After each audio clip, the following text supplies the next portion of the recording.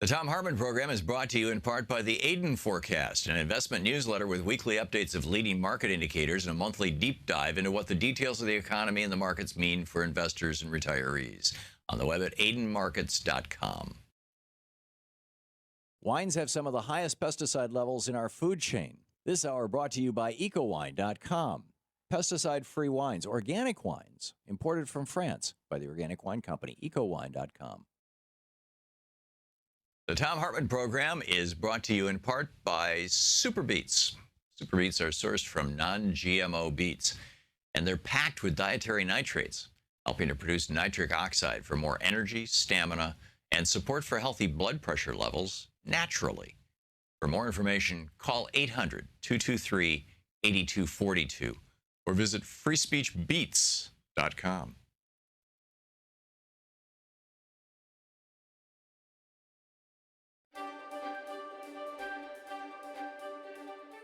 It's the Thom Hartmann University Book Club. Today we're reading from Donut Economics, brand new book by Kate Raworth, 7 Ways to Think Like a 21st Century Economist.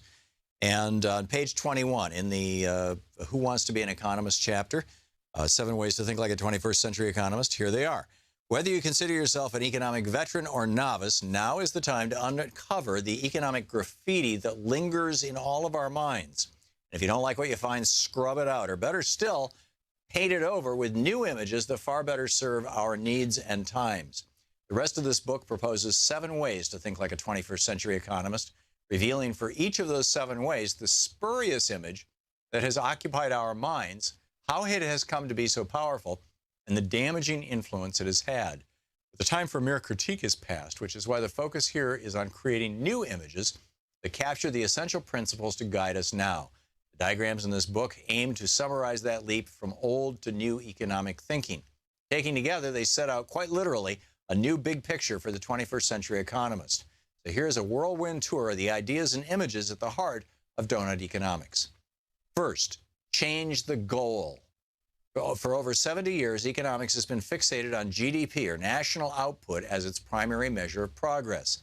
That fixation has been used to justify extreme inequalities of income and wealth, coupled with unprecedented destruction of the living world. For the 21st century, a far bigger goal is needed, meeting the human needs of every person within the means of our life-giving planet. And that goal is encapsulated in the concept of the donut.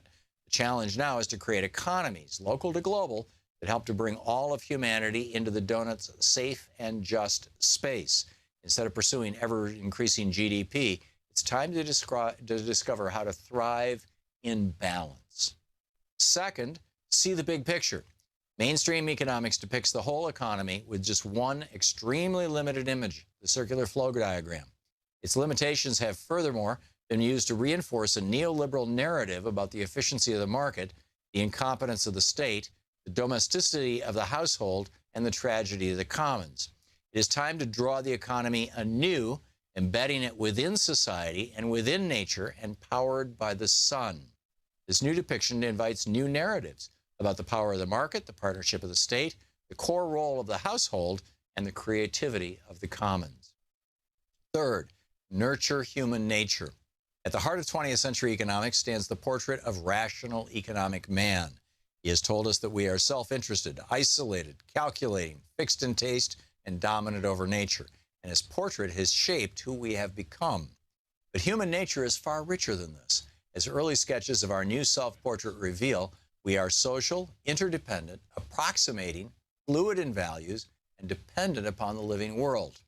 What's more, it is indeed possible to nurture human nature in ways that give us a far greater chance of getting into the donut's safe and just space. Fourth, get savvy with systems. The ironic crisscross of the market supply and demand curves is the first diagram that every economics student encounters. But it is rooted in misplaced 19th century metaphors of mechanical equilibrium. A far smarter starting point for understanding the economy's dynamism is systems thinking, summed up by a simple pair of feedback loops. Putting such dynamics at the heart of economics opens up many new insights, from the boom and bust of financial markets to the self-reinforcing nature of economic inequality and the tipping points of climate change. It's time to stop searching for the economy's elusive control levers and start rewarding it as an ever-evolving, complex system. Fifth, designed to distribute. In the 20th century, one simple curve, the Kuznets curve, whispered a powerful message on inequality. It has to get worse before it can get better, and growth will eventually make it up, or even it up. But inequality, it turns out, is not an economic necessity. It is a design failure. 21st century economists will recognize that there are many ways to design economies to be far more distributive of the value that they generate, an idea best represented as a network of flows.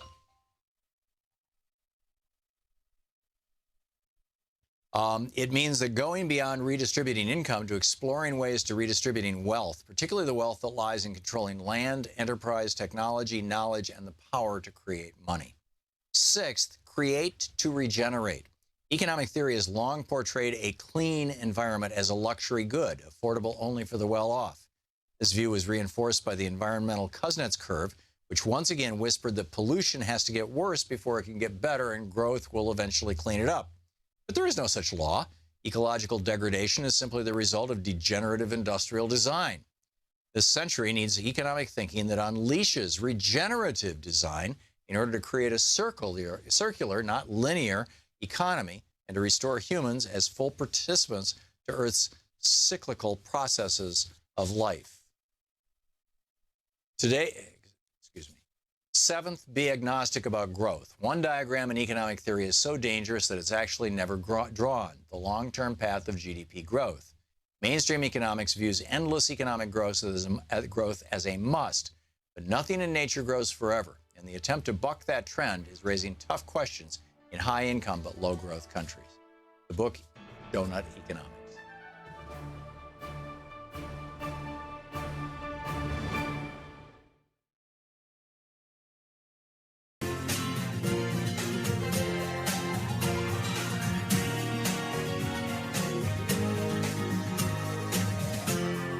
This is the Thom Hartmann Program.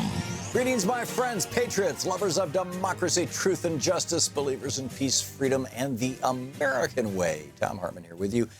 The House of Representatives getting ready to vote on taking away health care from millions of Americans, and really the most important part, doing away with a 3% tax on investment income, which is costing multimillionaires and billionaires literally tens of billions of dollars a year in extra taxes. God forbid. So we're here for the Billionaires Caucus, a.k.a. the Republican Party, ready to go on that one. And Donald Trump just might have set up a major trap, bizarrely, unintentionally, for right-wing ministers. We'll see. I'll give you the details on that, too, in just a minute. A lot going on in the news that I want to get to. But first, we have an opportunity to have Kate Raworth on the program. She's got a new book out, Donut Economics, which I'm about 2/3 through reading, and it's just an extraordinary book.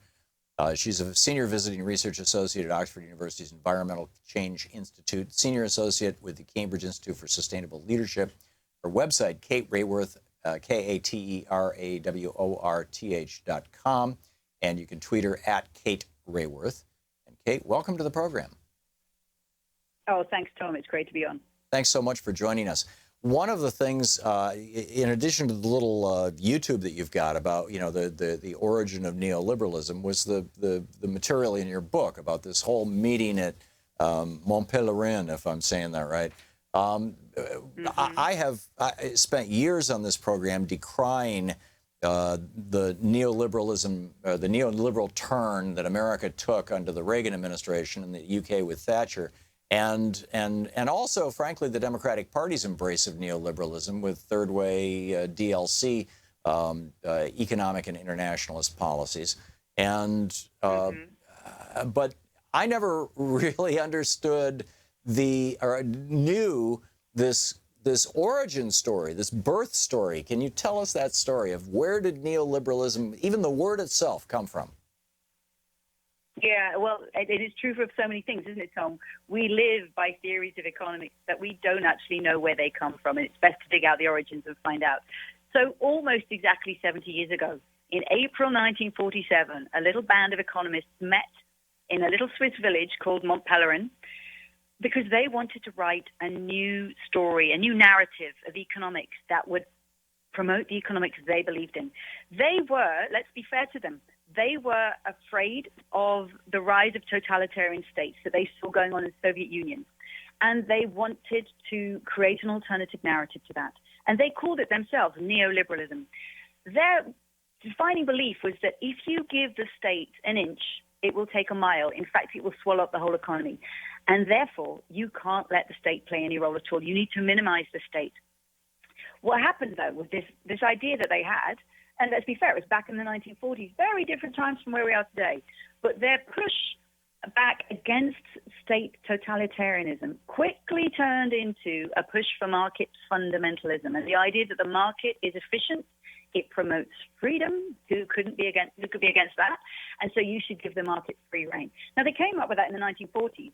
It didn't get put into practice in the 1940s. In fact, it waited in the wings for decades until politicians looking for a big new story, coming out the 70s when everything ran aground, were ready for a new story. And Reagan was surrounded by members of the Mont Pelerin Society that had grown up.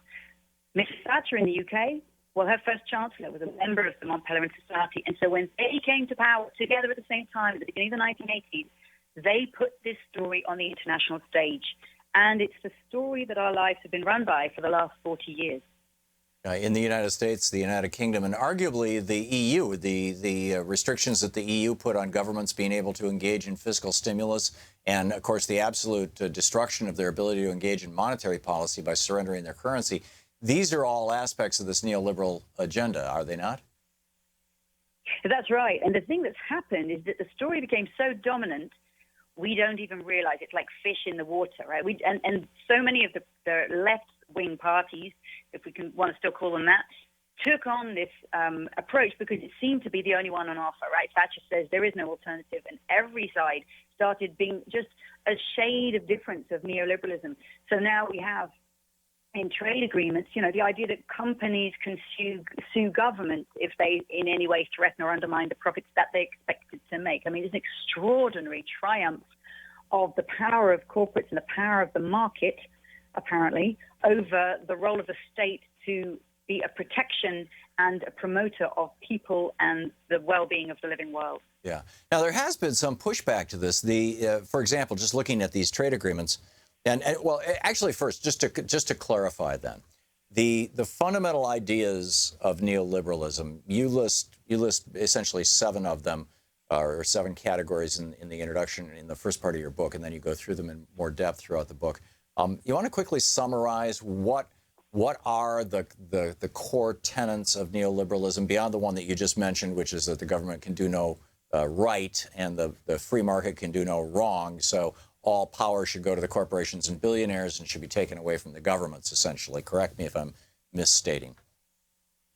Yeah, that's right. Well, in my book, and I've tried to make my book very playful because being playful is sometimes the best way of being disruptive.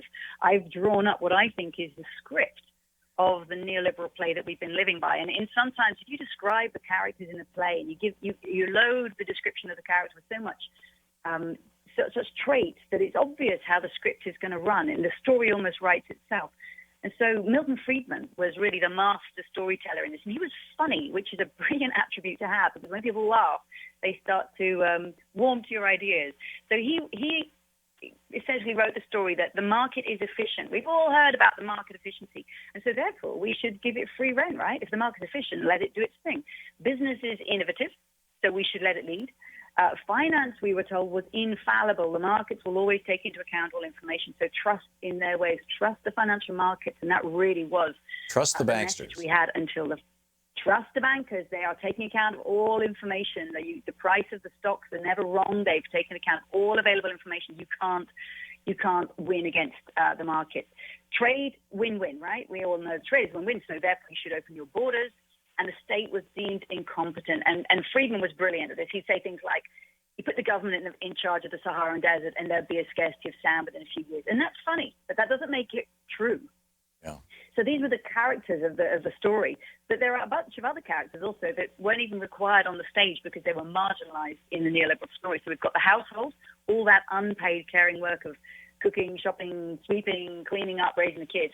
well, that was just seen as domestic, so we can leave it to the women and not consider it as part of the economy because it doesn't add to GDP. We've got the commons, and every economic student has heard of the idea of the tragedy of the commons, that if people share a resource, they'll inevitably destroy it and run it down. Yeah, Garrett Harding. Under that framing, yeah, Garrett Harding, right? If the commons are tragic, well, you should sell them off, privatize them so we can look after them properly, apparently. Society, Thatcher told us, there is no such thing as society. Well, if there's no such thing as society, we can ignore it. And Earth was... Don't worry if we have a shortage of copper or any kind of minerals. We'll always use them to find substitutes.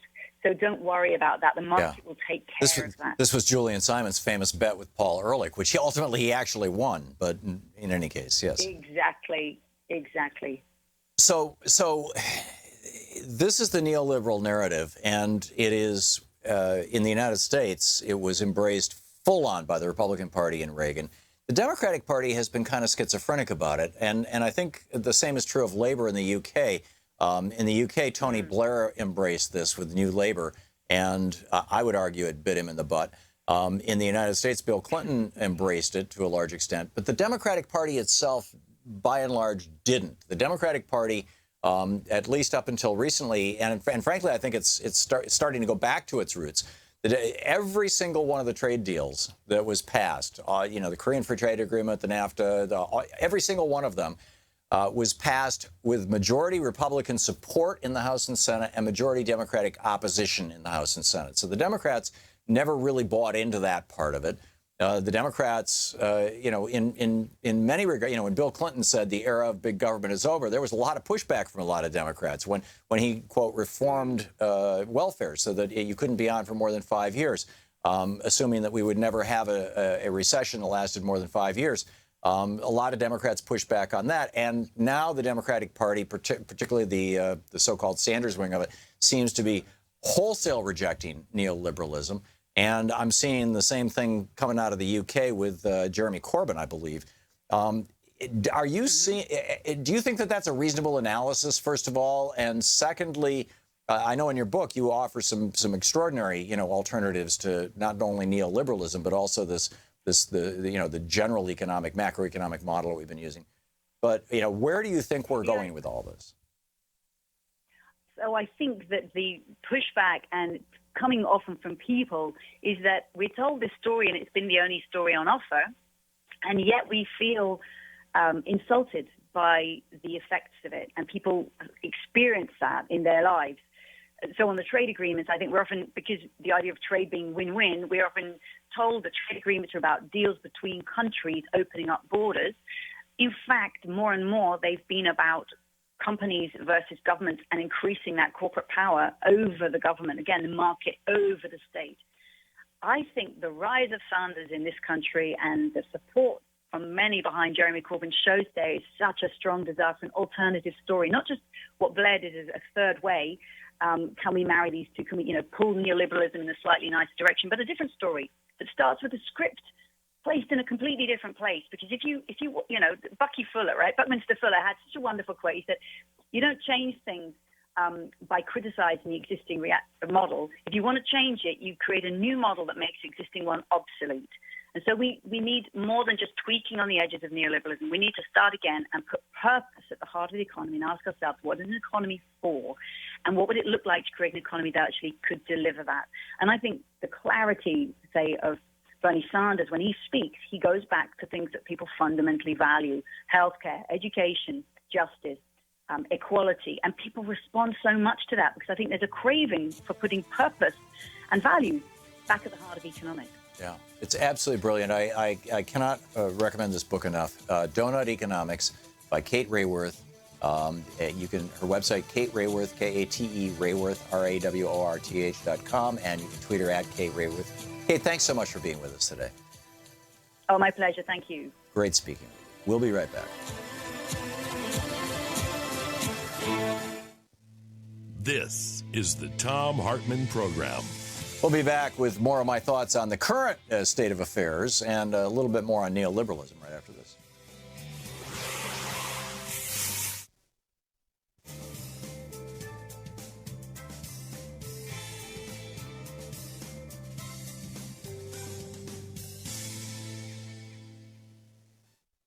And welcome back. Thom Hartmann here with you. And no calls. Interesting. Okay. The tax, excuse me, well, it is the tax cut, the so-called Republican health care bill. Steve Ratner this morning tweeted, and it's worth tracking down the tweet. I just retweeted it myself a few minutes ago. He says, on Morning Joe, I discussed the politics of the Republican health care bill and its impact on people with pre-existing conditions.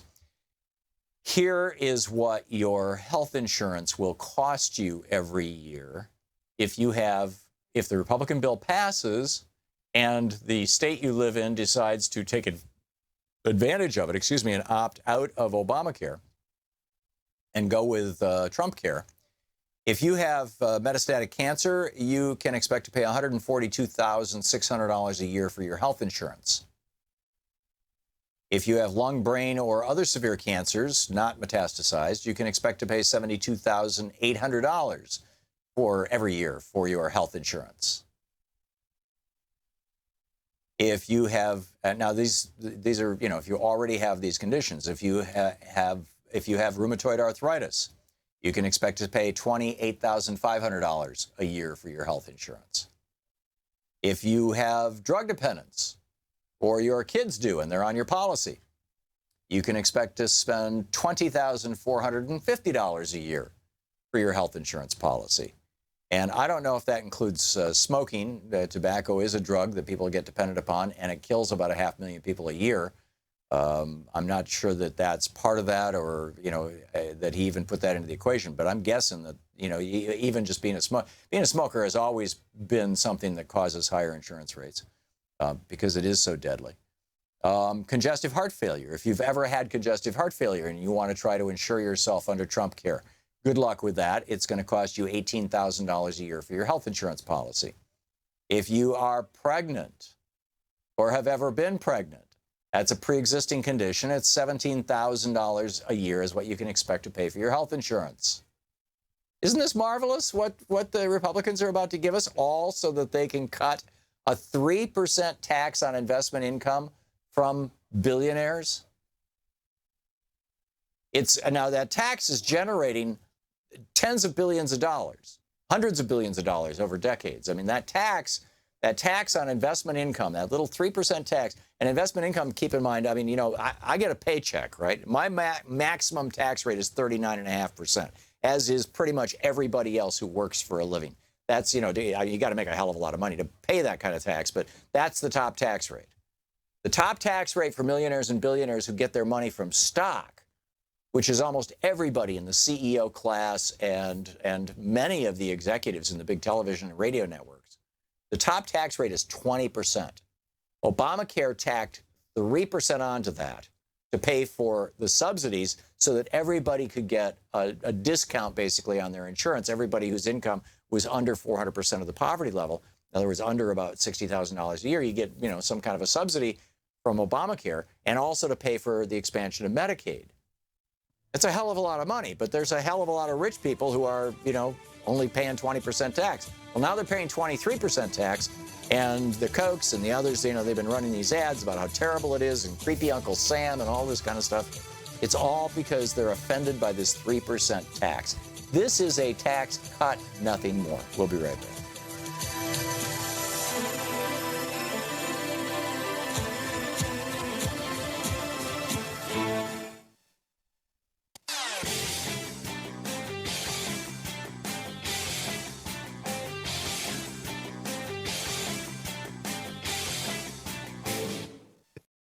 This year's election results have generated fear, sadness, and despair. In the days and months ahead, our democracy may face a crisis of historic proportions. But there is good news. There is good news. There is good news. Thousands of people are stepping forward in solidarity, resistance, and resolve. We join them. We join them. We join them. In standing with the most vulnerable communities among us. Those most likely to be targeted by new restrictions and policies. We will tell their stories here. Here on Free Speech TV. We will lift their voices here on Free Speech TV. In the difficult times ahead, know that we will be with you 24 hours a day. Every day. You are not alone. You are not alone. You are not alone. There are millions of us. Raising our voices and hearts together as one. We've got your back. We got your back. Free Speech TV's got your back. The revolution is in progress.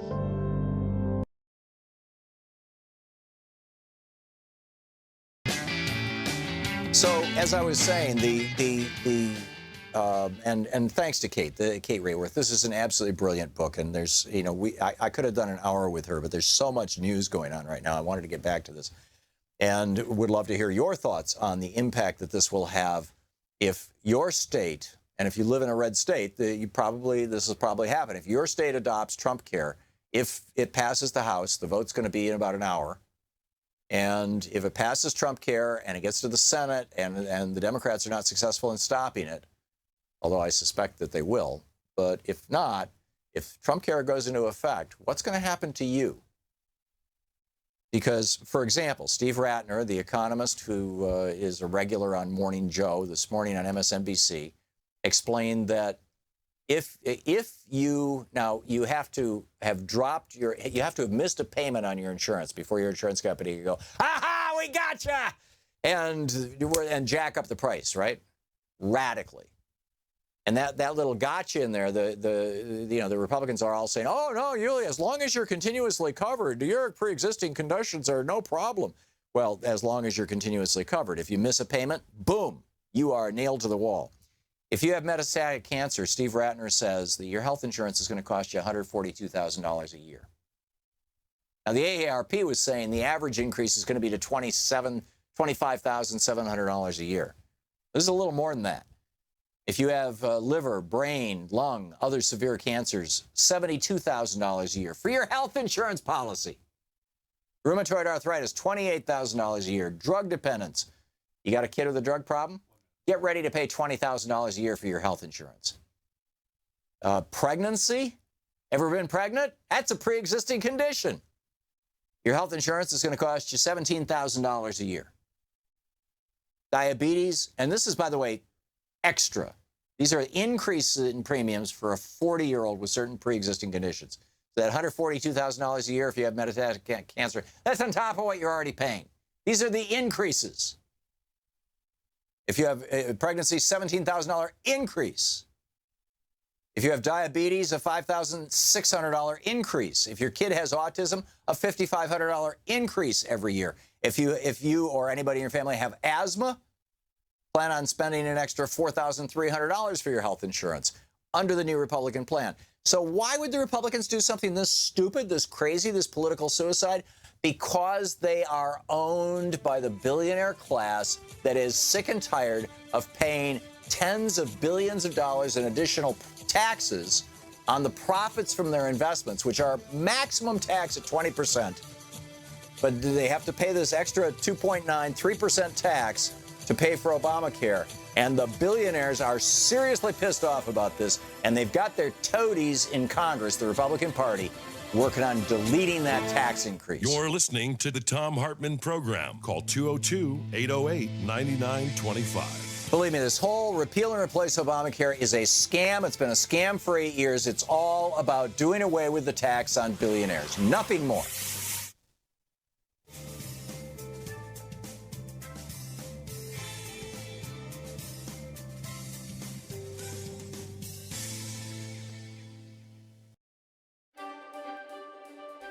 It's the Thom Hartmann University Book Club, and today we're reading from ADD Success Stories, a guide for fulfillment to fulfillment for families with attention deficit disorder. And it's really individuals as well. And most of this, the book is well over 100 individual stories about ways that people have learned how to be successful in life and just sharing them with others. A lot of these came from when I ran the ADD forum on CompuServe, and a lot of these are, other people's stories from CompuServe, some of them from when Louise was coaching, when we were running the community for ADHD kids, all kinds of stuff. So anyhow, this is from chapter 5, page 47, titled Learning How to Handle Criticism and Self-Criticism. And it opens with a quote from Benjamin Disraeli in 1860. He said, "It's much easier to be critical than to be correct." One of the most common and recurring strategies of successful hunters, that's people with ADD, tell about is how they've learned to handle criticism. A successful ADD entrepreneur tells the story of how devastated he was in a high school presentation that he'd spent the better part of 2 months on for English class. He read dozens of books, dug out arcane facts, sifted through quotes and stories and information, all to find what he thought was the absolutely perfect summary to make his point. With great enthusiasm, he pulled an all-nighter, writing the final paper, and marched off to school the next day with his head high and the smell of academic victory in his nostrils. At 2 o'clock, he walked into his English classroom and marched up to the teacher's desk, a paper in his hand. "Here it is," he said, and handed it to her with a dramatic flourish. She took one glance at it, leaned over the side of the desk, and dropped it into the wastebasket. "You didn't double spaces," she said. "When are you going to learn to read the directions?" Stunned, he began to protest. To tell her about the hours of work he'd done, she shook her head as if shaking his words out of her ears and interrupted him, saying, "You have to learn how to do things right. This will be a good lesson for you. I'm giving you an F for that paper, and there's no appeal because today was the last day you could hand it in." He went home that night and at the ripe old age of 14 cried himself to sleep. "I learned 2 important lessons from that experience," he told me 20 years later. The first was that I needed to slow down, to force myself to read directions. In that regard, it was probably a positive experience. But it also almost destroyed my commitment to her, to the class, to the school, and to any future academic achievement. And that was where I learned my second and most important lesson. When you fall down, stand back up, dust yourself off, and carry on. That sounds easy, I said, but how do you do it? How do you go from being angry about her, from blaming her, or for that matter, from blaming yourself? "I have a picture in my mind," he said, "of a man who's walking down a dusty rural road. He trips on a stone and falls face first into the dirt. Then he reaches over to the side of the road, grabs a stick, and begins to beat himself over the head with a stick, yelling at himself about how stupid he was to trip and fall. Between these comments, he's cursing the stone for being there and blaming it for tripping him. That's absurd, isn't it? But that's just what many people do. And when I imagine that picture and I see how absurd it is to wallow in self-blame, I feel empowered to get on with my life." End of quote. Unfortunately, the absurd behavior that this entrepreneur described is just what so many people do, particularly those who've spent their lives feeling like they've never quite lived up to their potential. They respond to criticism first by blaming the critic and then by beating themselves up. They rationalize the former by taking a debating position, finding flaws in the criticism or the critic, and then rationalize the latter by telling themselves that if they beat themselves up emotionally, they'll learn from the experience. In real life, it rarely works that way. People who pursue this strategy instead just end up bruised and ineffectual, paralyzed by fear of criticism or by the damage they do to themselves in the name of lesson learning. So how can we best handle criticism? And then we go through some more stories. The first step is to examine the criticism to see if there's any truth in it. Usually there is some truth to criticism, and if we can separate out the kernel of truth from the emotional baggage associated with it, we could often learn something useful. For example, when my first book on ADD was published, one reviewer wrote a scathing and sarcastic commentary on it. While much of the commentary was off base or factually inaccurate, he did point out one real deficiency. My premise of Hunters and Farmers was based on anthropology, but I hadn't gotten the endorsement of any anthropologists or cited any anthropological texts in my bibliography. So, deciding that he had a point, I sought out people with the requisite knowledge of hunting and farming culture. I first found Will Crinan, MD, who, while not an anthropologist, was one of the few medical doctors in the world to have spent years of his career as the physician to an indigenous hunting society, one of the last of the Native American tribes in Canada. Every year, he followed them with his small plane as they made their annual 1,000-mile trek with the caribou they hunted. He told me that when he first arrived, he found that the previous doctor had diagnosed 100% of their children with ADD and put the entire school on Ritalin. That, for me, was a pretty good validation of the hunter-farmer theory. Then I met cultural anthropologist Jay Fikes, PhD, who wrote the famous books debunking Carlos Castaneda. Dr. Fikes obtains his PhD by studying the few remaining Native American hunting societies of the American Southwest and northern Mexico. After reading my book, he wrote a ringing endorsement of it, saying that his experience taught him that hunting and agricultural societies were profoundly different, and that the individuals who make them up are profoundly different. There's a startlingly high percentage of what we would call ADD among some of the members of native hunting tribes. So that criticism of my book, as sarcastic and stinging as it was, made the book better. Anyhow, the book is ADD Success Stories, A Guide to Fulfillment for Families with Attention Deficit Disorder. Hey, want to hear that clip again? Subscribe to the Thom Hartmann Program on YouTube to see all your favorite show highlights.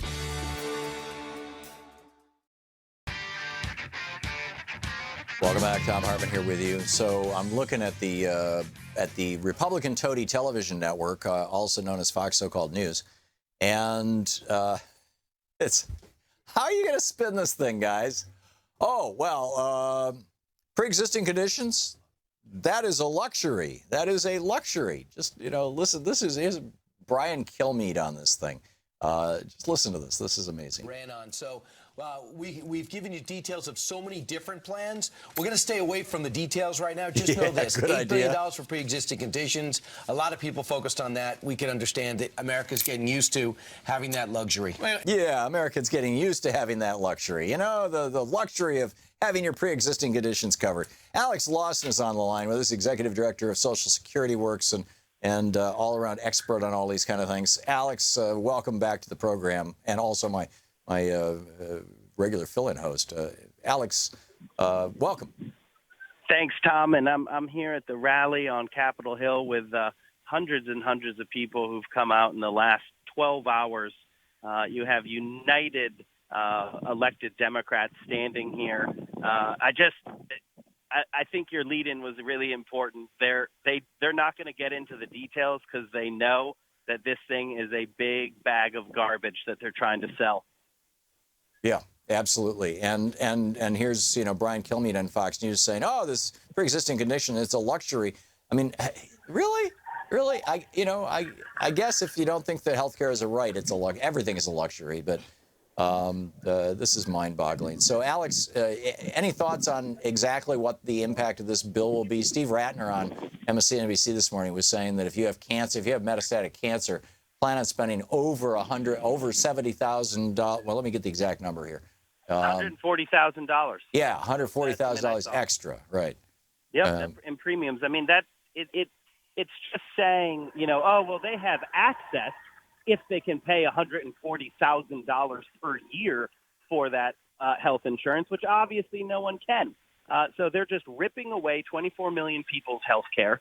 And in this Trump Care 3.0, pregnancy is a pre-existing condition. Sexual assault is a pre-existing condition. This is not a health care bill in any way, shape, or form. And I'm standing here with this crowd of people who it's extremely clear that the American people know that. And as soon as everyone really learns, in many cases, who their member of Congress is, and if they voted for this thing, I think the main impact of Trump Care 3.0, seriously, is that many, many people who vote for it are going to lose their jobs. Yeah. Well, let's hope so. And that's why I think a lot of these Republicans were initially reluctant to vote for it. But the bottom line here, and I keep saying this, Alex, and I think it's really important that we just, the corporate media will not talk about this, and I don't understand why, but they won't talk about it. And on the couple of occasions that people have brought it up, like for example, somebody brought it up on Morning Joe this morning, immediately conversation was changed, is that one of the ways that Obamacare's subsidies for working people and poor people, Medicaid expansion and everything else, was paid for was with an almost 3% tax.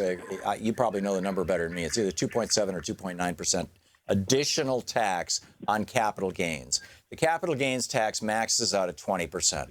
So if you're an average working stiff like you or me or the guys here in the studio, the most you can pay in taxes is 39.5%. If you're making your money with money, if you're an investor, if you're the investor class, the donor class, if you're part of that, 5% of Americans own 80% of all the stock out there, and you make your money by stock values going up or other kinds of capital gains, the most you pay in taxes is 20%. But now it's 23% because of Obamacare. And the billionaires, I mean, the really big billionaires, this is costing them literally hundreds of millions of dollars, maybe billions of dollars.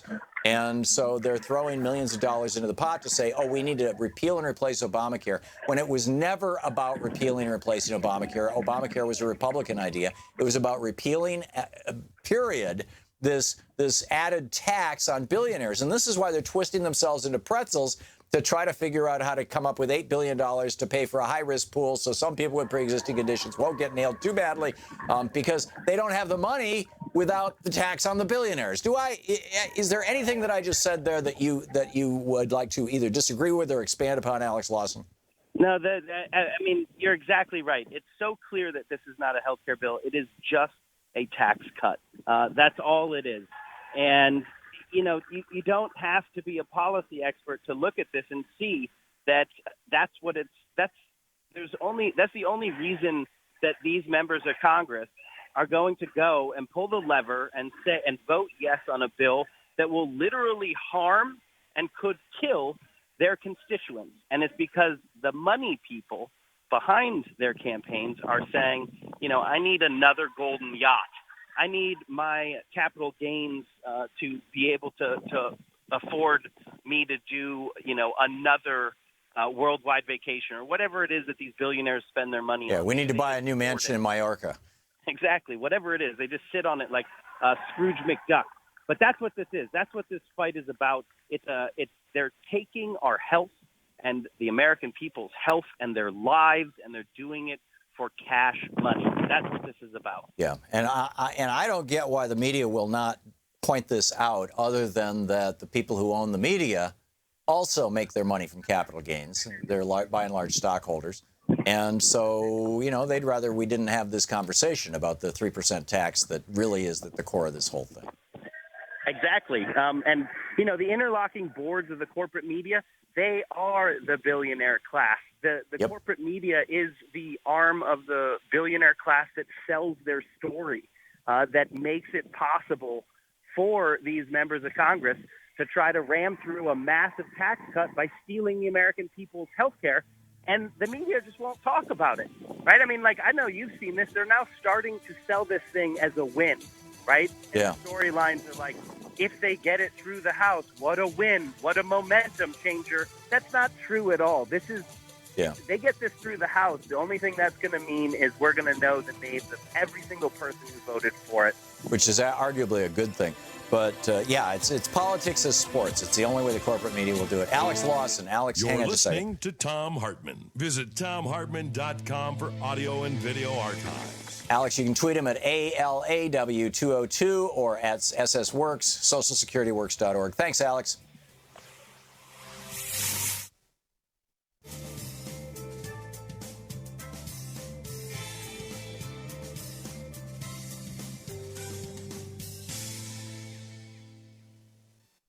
And welcome back. Joy in Hornbrook, California, watching us on Free Speech TV. Hey, Joy, what's on your mind today? Hi, Tom. I actually called about another point, but I wanted to say when my mother and I a few years ago were traveling from Prague to London on a flight, she got sick. And my Republican mother had to go to the hospital there and was seen by a doctor within 20 minutes. She was so impressed with socialized medicine and how much better it was than, we have. But then she got home and she turned into a Republican again. But anyhow, it's amazing what Fox News can do to people. Yeah. Pardon? It's amazing what Fox News can do to people. I'll bet anything she's watching Fox News. Oh yeah. Because it is a cult, and I'm increasingly convinced that it is the single thing, that and right-wing hate radio. If you were to take both of those off the landscape, America would start becoming rational again, like we were 30, 40 years ago. Right, but see, the thing is Fox is guilty of this as well as everybody, the shills, the billionaires, and the stooges. In order to function politically, the end justifies the means. Right. And that's un-American because, we're supposed to be about process. And if everybody has a right to due process before things are taken away from them, well, groups of people should have a right to due process. The process is important. That's what we said in, 1787 or 88 when the Bill of Rights was added to the Constitution. Yeah, that was actually 1791, but I'm pretty sure. But nonetheless, yeah, I agree. Yeah. So anyhow, that's what I'm trying to say to people around me, to try to get them to understand what this is all about. And it's just like, it doesn't matter with Mike Pence whether he lies his pants off or whatever. Those people in Indiana who are religious just want to not have gays that, do business with them. And so they're willing to accept one commandment broken for, getting what they think is the way things should be. Yeah. So that's my kind of my stick right now, and what I'm trying to tell people.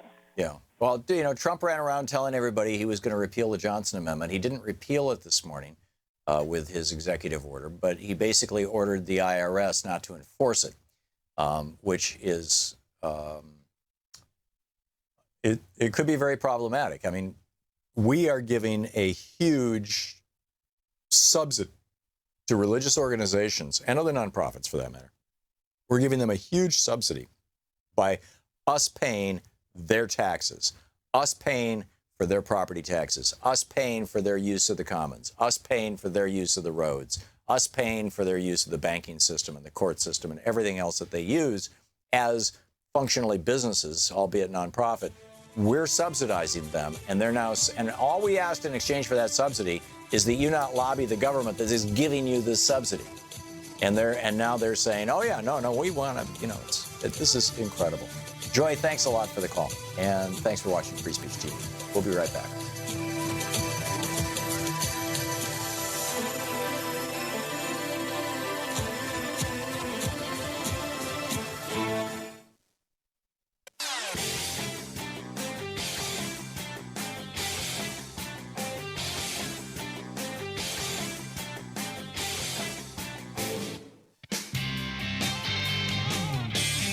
Welcome back. Thom Hartmann here with you.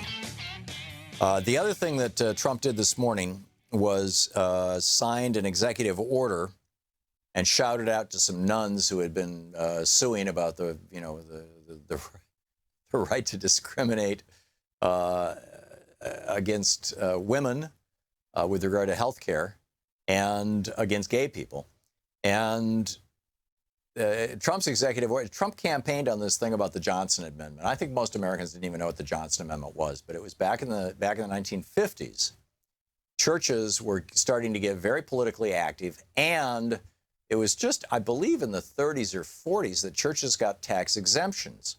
And so the deal that Lyndon Johnson and the entire United States Senate and House made, and Dwight Eisenhower made with the churches was, we will subsidize you. We will give you a massive subsidy, right? You can have a mega church that is raking in hundreds of millions of dollars a year, and we will not tax that. And you won't have to pay for the cost of your parishioners using the public roads or you're using them. You won't have to pay your property taxes. You won't have to pay your fair share of the educational component and the local civic component of what those property taxes pay for. You won't have to pay for your federal income taxes. You're not going to have to pay for that. So you're not going to have to subsidize the court systems that you're using to sue the government right now. You're not going to have to pay to subsidize the banking system where you keep all your money. You're not going to have to, the regulation of the banking system. We're going to pay for it. We the people who live in the we pay taxes world will pick up all the expenses for the religions. And in exchange for that, all we ask of you, since we're giving this to you through government activity, is that you not engage in you can speak out on controversial issues. You can tell people how much you hate or love abortion, or how much you hate or love gay people, or whatever it may be. You can say those things, but specific politics, you may not endorse a candidate. You may not condemn a candidate. Politics. You can't do politics. If you just don't do politics, we, the politicians, will give you this multi-$100 billion a year subsidy. And now only Congress can take that away, because Congress passed it. And Congress has not taken it away. So what his executive order just did, it was sort of like President Obama's executive order that said to ICE, don't deport people who haven't committed crimes. Put them lower on the list and go after the people who are in this country without documentation who have actually committed a crime. Deport them first. So it's prioritization, right? And then with the dreamers, don't deport them at all. And the same thing with enforcement of federal marijuana laws in the states that have decriminalized marijuana. Don't do it. So the executive branch, the president, does have the power to say to the agencies that work under him, in this case the IRS, don't enforce this particular law. And he can't say actually don't enforce it at all. What he can say is make it your last priority, which means that they'll never get to it because they got all this long list of stuff. Which means that now you're going to start seeing all these right-wing preachers come out and just overtly and openly, and maybe left-wing preachers too, start talking politics in the pulpit, which is going to be real interesting because if the Republicans get voted out of office, and they haven't repealed the Johnson Amendment in the meantime, and you get a Democratic president who undoes Trump's executive order, suddenly you've got all these churches who have broken the law. And just like the undocumented immigrants in this country who have broken the law by being here without documentation, who are now being rounded up and deported by Trump, those churches can be rounded up and fined or lose their tax-exempt status retroactively. I mean, Trump in some ways just laid a giant trap. You know, he just dug a big hole in the ground and put stakes in it and put grass over the top so you can't see it and said to all of his right-wing church buddies, yeah, just walk across that grass. It may take you 4 years to fall in, but you're not going to get out. So it's bizarre. And he's doing all this in the name of, I made a campaign promise. It was a stupid campaign promise, but I made it and we're going to keep it. Same thing with the we're going to repeal that 3% tax on the billionaire class that pays for Obamacare. So we got to gut Obamacare and screw 25 million people. But hey, the billionaires are going to get their 3% tax cut. Morris in Long Beach, California. Hey, Morris, what's on your mind? Yeah, Professor, listen, when these guys pass this legislation, more people are going to die here in America than died in Hiroshima and in Nagasaki combined. Mr. McCarthy should be charged with sedition, okay? Until the Democratic Party starts speaking the narrative of the people, we're going to continue having these problems. But your boy McCarthy, that boy ought to be charged with sedition. These guys are inhumane. Yeah. Thank you. You're welcome. Can't add much to that. Dave in Seattle. Hey, Dave. Hey. Tom, how's it going? Listen, you quoted that statistic, 5% of the people owning 80% of stock. And thanks to people who are actually even friends of mine, it's much, much worse than that. Because you're talking about common stock. That's the bottom of the inverted financial pyramid. The thing about the rich people is they own all the debt. And when you're an owner of debt, when you're a common shareholder, now the corporation you own is saddled with 10 times the debt it was in the 60s. And that's to concentrate the ownership. But on the other hand, some people own that debt. And the people who own that debt are in a tremendously advantageous financial position. Right, and that's the billionaire class too. Not to mention preferred stock and not to mention privately held companies like Koch Industries. Absolutely. And that's unless they get into the bond market, which is at a 400-year high, according to a paper from the Bank of England, turns around on them, in which case all the cash that they're hoarding and not investing to help the American economy is going to come in handy, they think. So we're kind of in a nightmare position right now because, workers have really lost to the capitalist class. It's past tense. Yeah, no, it's absolutely true. And Kate Rayworth's book, Donut Economics, lays this out so clearly. It's really remarkable. Dave, you're absolutely right. It's even worse than the way I've been characterizing it. Thank you for that. Gail in Tahunga, California. Am I saying it right, Gail? Yes, hi. Hey, Gail. Thanks for listening to Sirius XM. What's up? I just want to remind everybody about those words that were spoken by the person in the presidency right now. He said, grab them by the you-know-what. And when you're a star, you can do anything. Right. This is an authoritarian, dictator-like situation. Being alive for so many people, not just like a tiny percentage, so many people a pre-existing condition, something that you're born with. 116 million of us have pre-existing conditions. The deal is that just because of that, you're being screwed. Yep. And I have to say also to the nuns that were with this president, they must have had their blinders on with regards to all the different racist comments and Yeah, they need to go to confession.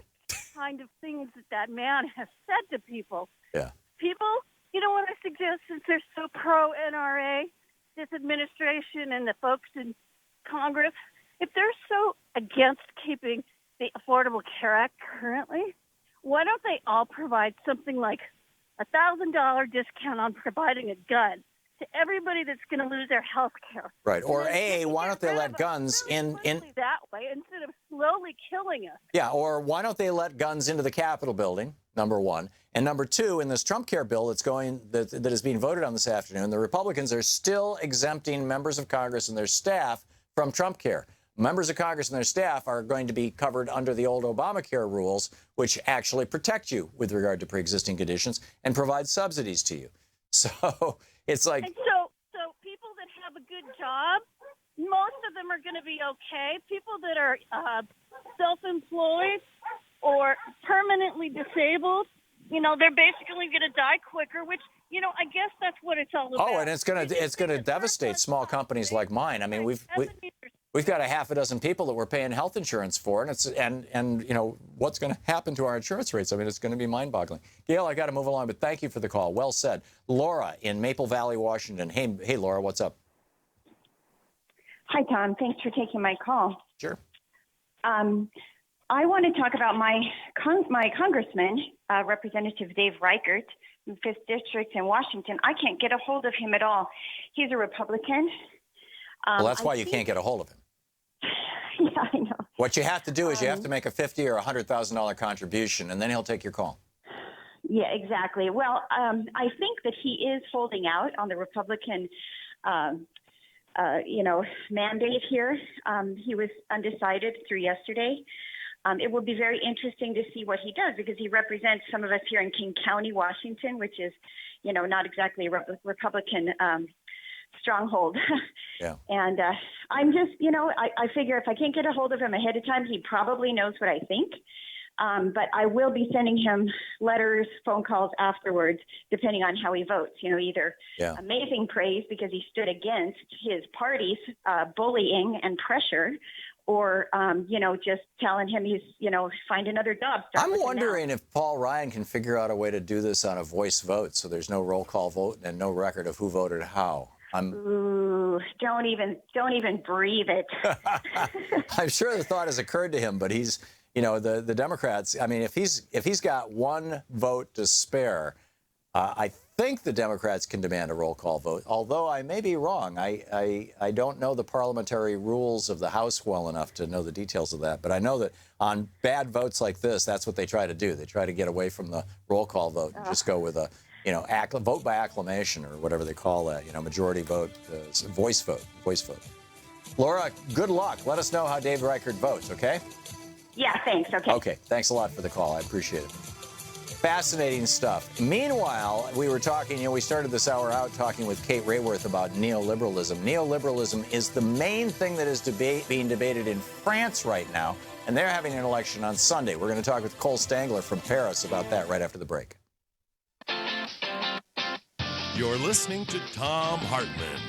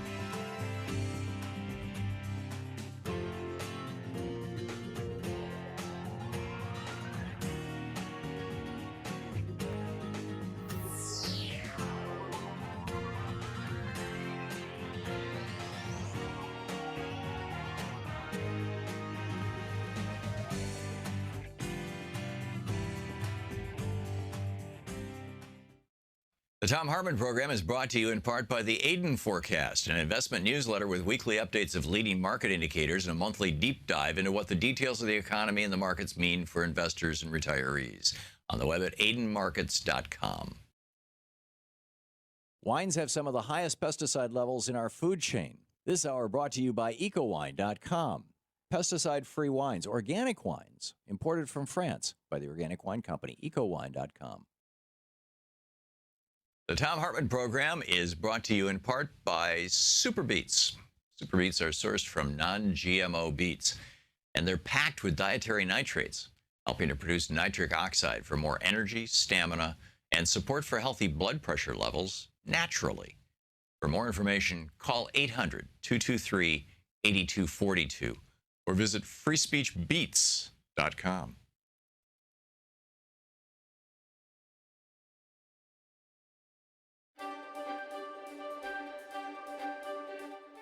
Hi, it's the Thom Hartmann University Book Club. We're reading today from Rebooting the American Dream, from the introduction. It's titled Back to the Future.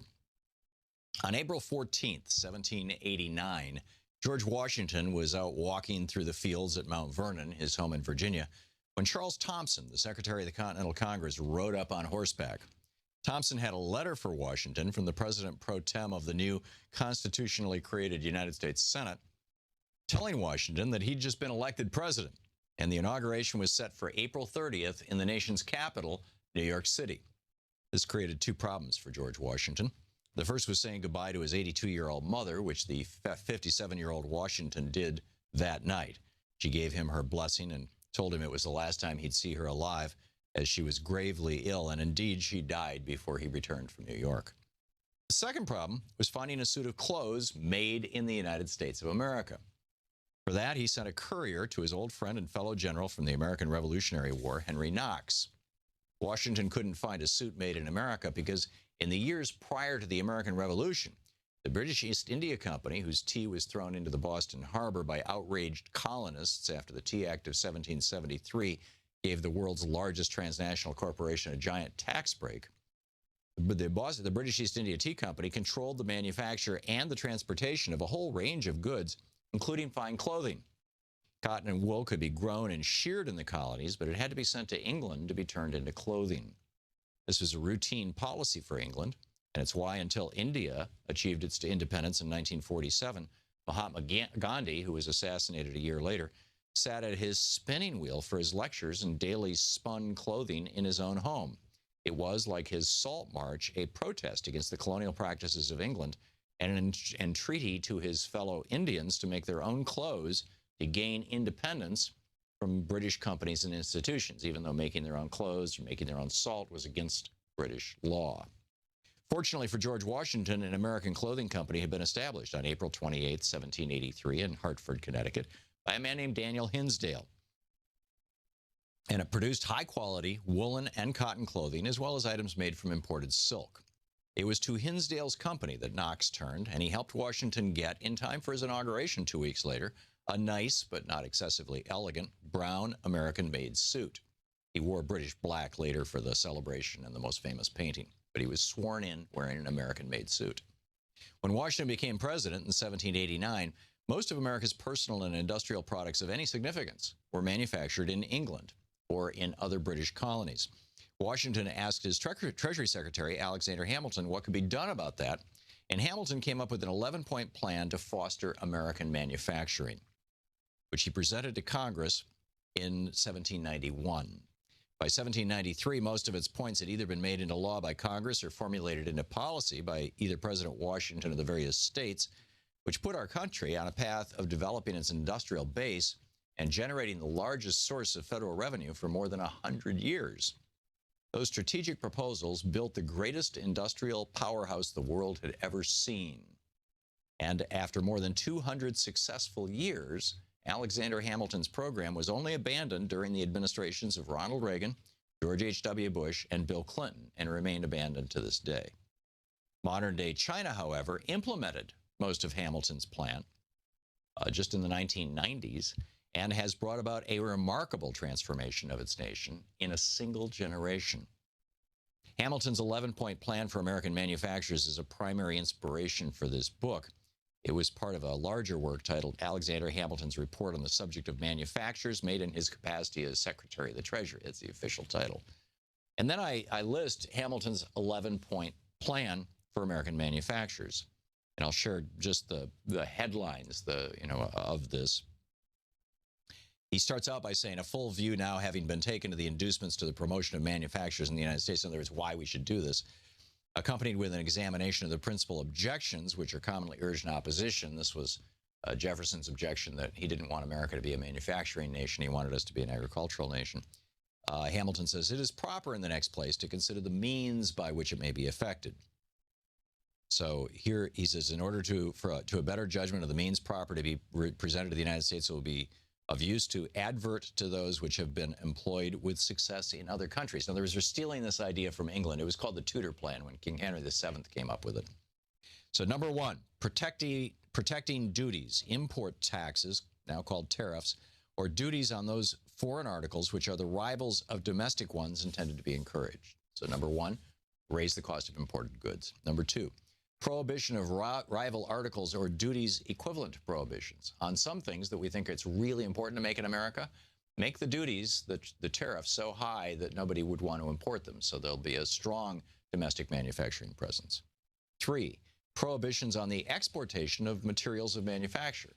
Why provide raw materials to other countries, like we're doing right now to China, to make stuff to sell back to us when we can simply make it here, manufacture it here? Number four, pecuniary bounties. This is one of the most efficacious means of encouraging manufacturers, basically, subsidizing growing and new nascent industries. So that's just up to number four. There are 11 points. The rest of it's all in the book, Rebooting the American Dream, and you can find it online.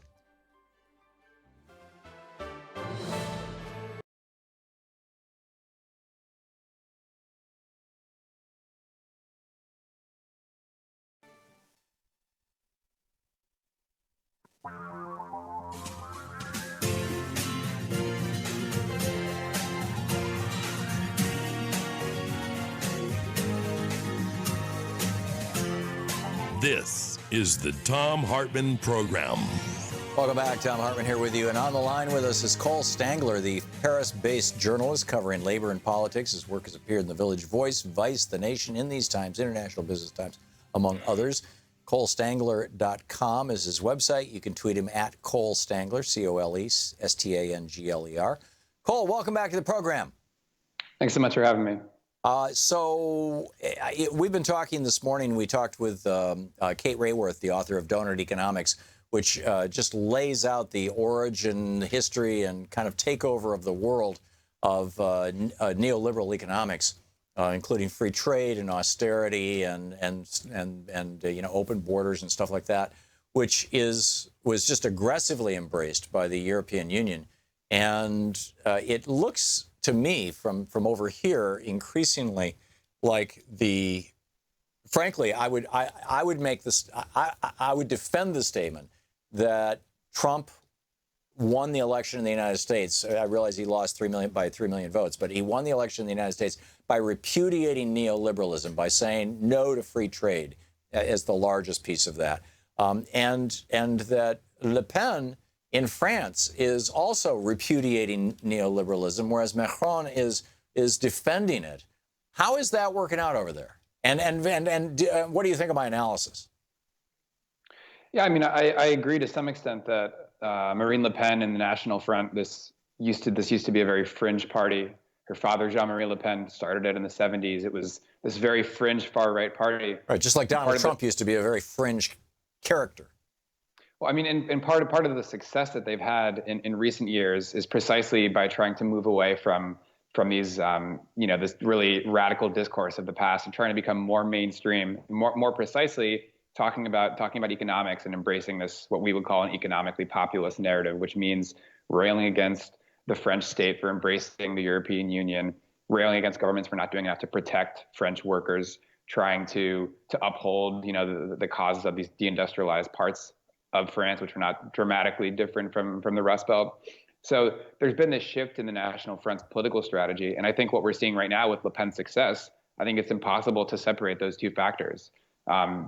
That's the thing that's changed with the National Front, and that's how they're seeing success. And it's worth repeating as well. Right now, the two candidates are Marine Le Pen and Emmanuel Macron. But in the first round of the election, you had a candidate on the left, Jean-Luc Mélenchon, who was also, arguing against this neoliberal consensus and doing quite well, and just missed out on the second round. So you have this kind of rebellion across France against it. Right, and we had that on the left here in the United States with the Sanders candidacy.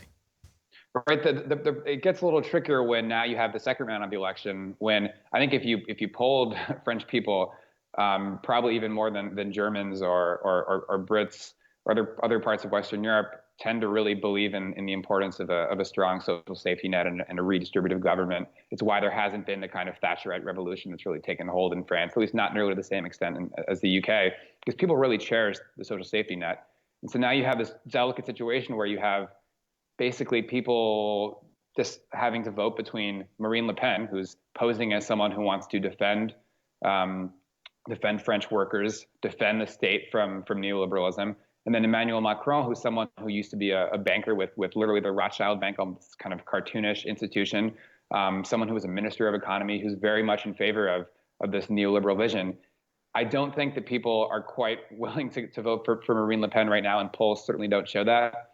But that kind of explains why this election is so complicated, because it's a really difficult choice that people are making, and people are not too enthused with it either. Yeah. It seems for future elections, and I think just like this election of Donald Trump in the United States has set up for future elections. Here in the U.S., I'd say that the probability of an Elizabeth Warren type candidate becoming president in 2020 has exponentially increased as a consequence, number one, of Trump's embrace of neo-fascism, and number two, of his rejection of neoliberalism. And, what's the alternative? The alternative is going back to classic Keynesian economics, going back to the New Deal and the Great Society kind of stuff. Would the same thing not be true in France, that also, even though Le Pen may not win, if she doesn't win, in large part, it'll be because of the history of racism and fascism and Nazi Holocaust denial and everything that her father had embraced, that was the essence of the National Front Party. And no matter how much they tried to change their spots, people didn't fully buy that. But that space that she has stepped into of, I'm the anti-neoliberal, I'm the one who's going to save the country by bringing us back together and taking us out of the Eurozone, that space is going to continue to exist, and I would predict expand, particularly given that these neoliberal policies that the Eurozone operates under, that don't allow countries to use monetary policy to expand because they're all on the euro, so it's all regulated out of Brussels, and don't allow countries to use fiscal policies to expand because they can't deficit spend any longer. That those things are going to that's going to continue to fester and get larger. Do you not think? So what a lot of people are saying here, just a couple of weeks ago after the first round of the vote on Sunday, there was this kind of image that got a lot of attention. That was, people were protesting, and there was some graffiti, and the graffiti basically said Macron 2017 equals Le Pen 2022, which is in 5 years from now. The idea being basically Macron is projected, or people at least think he's going to carry out the same sorts of economic policies that are increasingly drawing people to the National Front. And, the argument is basically, if you continue to cut social programs, if you continue to be hostile towards the idea of public investment across Europe, you're going to hurt working people, and you're going to hurt the same kind of people that are voting for the National Front in increasing numbers. And just to give you an idea of even how much the dynamics have shifted. And just to be clear, I don't think Le Pen will get elected this time. The polls don't show that. There's a pretty comfortable lead for Macron, about 60%, 40%. Nevertheless, if we compare what's happened this year, 2017, to what happened the last time a Le Pen made it into the second round, which was in 2002, back then there was revulsion across the political spectrum. You had mass protests across the country. France has the benefit of having May Day, International Workers' Day, May 1st, fall between the first and second rounds. So in 2002, there was mass protests on May Day. It was kind of against the National Front, against the National Front. The idea was it's unacceptable to even have someone with a Le Pen name in the second round. This is a national It's like David Duke running. Yeah, exactly. So there's revulsion. You compare that to this time around, and it's not the same reaction at all. I was at the protest on May Day, May 1st, and there was a sense that people don't like either of these candidates. People can't even bring themselves to say the word vote for Macron. It's just we're stopping Le Pen, but people can't even say vote for Macron. And then another big difference, 2002, Jacques Chirac, then president, refused to even debate Marine Le Pen's father on national TV because he didn't want to legitimize hate. Whereas just last night, Emmanuel Macron, and I think it was a wise decision, he recognized that they had legitimacy, had to even debate Marine Le Pen. So it really shows you how the goalposts have shifted. And if things continue, we could see something worse happen in 2022 even. Or isn't it even possible that you might see something better? I mean, to the extent that Le Pen and Mélenchon, Le Pen from the right, Mélenchon from the left, are both rejecting neoliberalism, and that seems to be the core of the problem in France right now, that you could just as easily say, elect Macron right now, and what you're going to get in 2020 is going to be Mélenchon. Exactly. I mean, that's the other argument that people are making here. Either way, really polarized situation, and very unstable as well. Mélenchon certainly capitalized. His discourse really resonated in the campaign, and there's resonated with young people, resonated with working class, with immigrants. So that's the other side of this. But it's a very unpredictable, very volatile situation. Even Emmanuel Macron doesn't have in his own party. He's going to have to figure out how to make a coalition with what he has. Well, he's either going to try to govern as a neoliberal, a Tony Blair kind of guy, and go down in flames in a few years, or he's going to start to reject neoliberalism, in my opinion. I mean, we'll see. But doesn't this also indicate that there is this growing rejection of neoliberal policy around the world? Doesn't this create a space for something new, for new perspectives? Not just, let's go back to protectionism, but things like worker-owned cooperatives being emphasized. With these B corporations in the United States, beneficient corporations that have a slightly different corporate structure that where the employees either own them or have a say in the running of them. Sort of a variation on in Germany, where every country that has over 1,000 employees, by the Constitution of Germany, Harry Truman pushed for that and got it into their constitution. Half of the members of the board of directors come from organized labor within that company. That something like that, these basically anti-neoliberal movements are going to be happening in France. Well, that's certainly again what the Mélenchon campaign was all about in a lot of respects. They're calling for massive public investment, in green jobs, green energy, trying to transition away from nuclear. France is heavily relying on nuclear. They were talking about giving workers the right to reject different kinds of job cuts, giving power to unions basically to authorize, to block those kind of things from happening. People are talking about a universal basic income. People are talking about working less, making the work week 32 hours. So you are seeing these other ideas. And right now, it should be clear the work week's 35 hours in France. Officially, it's a little bit more than that in practice. But you are seeing these kind of other ideas that are bubbling around on the left, that are bubbling around in a more progressive way. You just have to.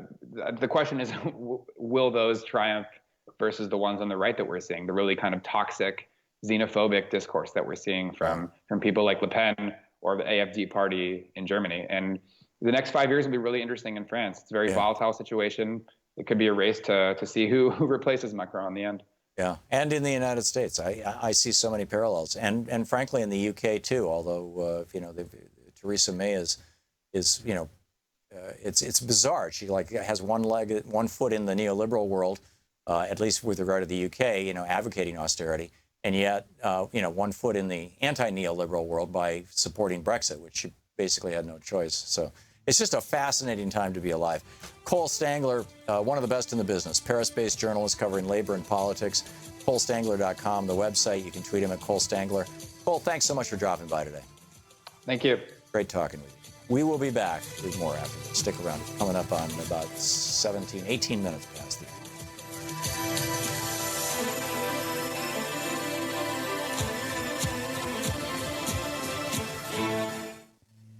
This is the Thom Hartmann Program.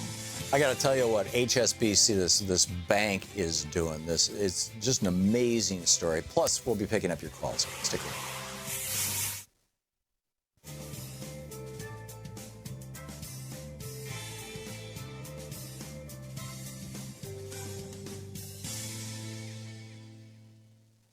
And welcome back. Let's see here. Rick, watching Free Speech TV in Manton, Michigan. Hey, Rick, what's on your mind today? Hey, Tom, good to hear you. First-time caller here. I want to talk a little bit about health care and a term that's been going around for a long time, and I want your opinion on it. Media seems to be, and politicians feed this to the media, the word entitlements. Most of the entitlements that are talked about are actually earned incomes. And I'd like to know your take on that term of entitlements when we're speaking about health care, and if we should be turning this around and explaining the earned incomes as earned incomes. And thank you very much. I'm going to listen now. Sure. My take on this, Rick, is that it's not that different from the use of the word liberal in the 1990s. Rush Limbaugh built his career around demonizing liberals and the word liberal. And as a result of that, he went on the air in 87, as I recall. And by 92, 93, 94, I mean, in the early years of the Clinton administration, even Bill Clinton stopped using the word liberal. Everybody got afraid of saying, oh, I'm a liberal? Liberal. And it became a dirty word. And Democrats have since reclaimed it. And I think that that's a good thing. Entitlements are, first of all, there's nothing wrong with the word entitlement. Republicans have tried to demonize it. I don't think that they've had a lot of success. I think people on Social Security and Medicare, when they hear Republicans railing on entitlement, they think, I'm not going to vote Republican. And, I think what we need to do is embrace and reclaim that. Yeah, they're earned benefits for some people, for most people, but not for everybody. I mean, Social Security, 1/3 of Social Security is a Social Security disability fund or program. And, I've told the story, I have a cousin who gave birth to a child with spina bifida, who's profoundly disabled her entire life. She died in her early 20s, the child. And throughout that time, Social Security enabled my cousin to care for her daughter. But her daughter had not put a penny into Social Security. She was born this way. So it is an entitlement if you are disabled, if your parents die, if you are, crippled by an accident or something like that, that we're here for you. So that is an entitlement. And I think we need to reclaim the word. I think we need to start using the word in the positive sense. We need to start saying, we believe as a society that, rights and entitlements are essentially the same thing, that you have a right to Social Security. And there's also a legal meaning to entitlements. It means that they are not part of the discretionary budget, which means that the Republicans can't screw with them unless it's through major legislation. When Reagan raised the Social Security retirement age to 67, and he did this back in 83, as I recall, when he raised the retirement age to 67, and it's just phasing in now, and when he made Social Security income taxable, and again, on future generations. I mean, he really screwed a lot of people, but it took an enormous effort, a huge sales job, and most Americans are just now, literally just now, 40 years later, realizing the damage that Reagan did to that entitlement program. I think, if anything, we need to re-embrace entitlements aggressively. We'll be right back.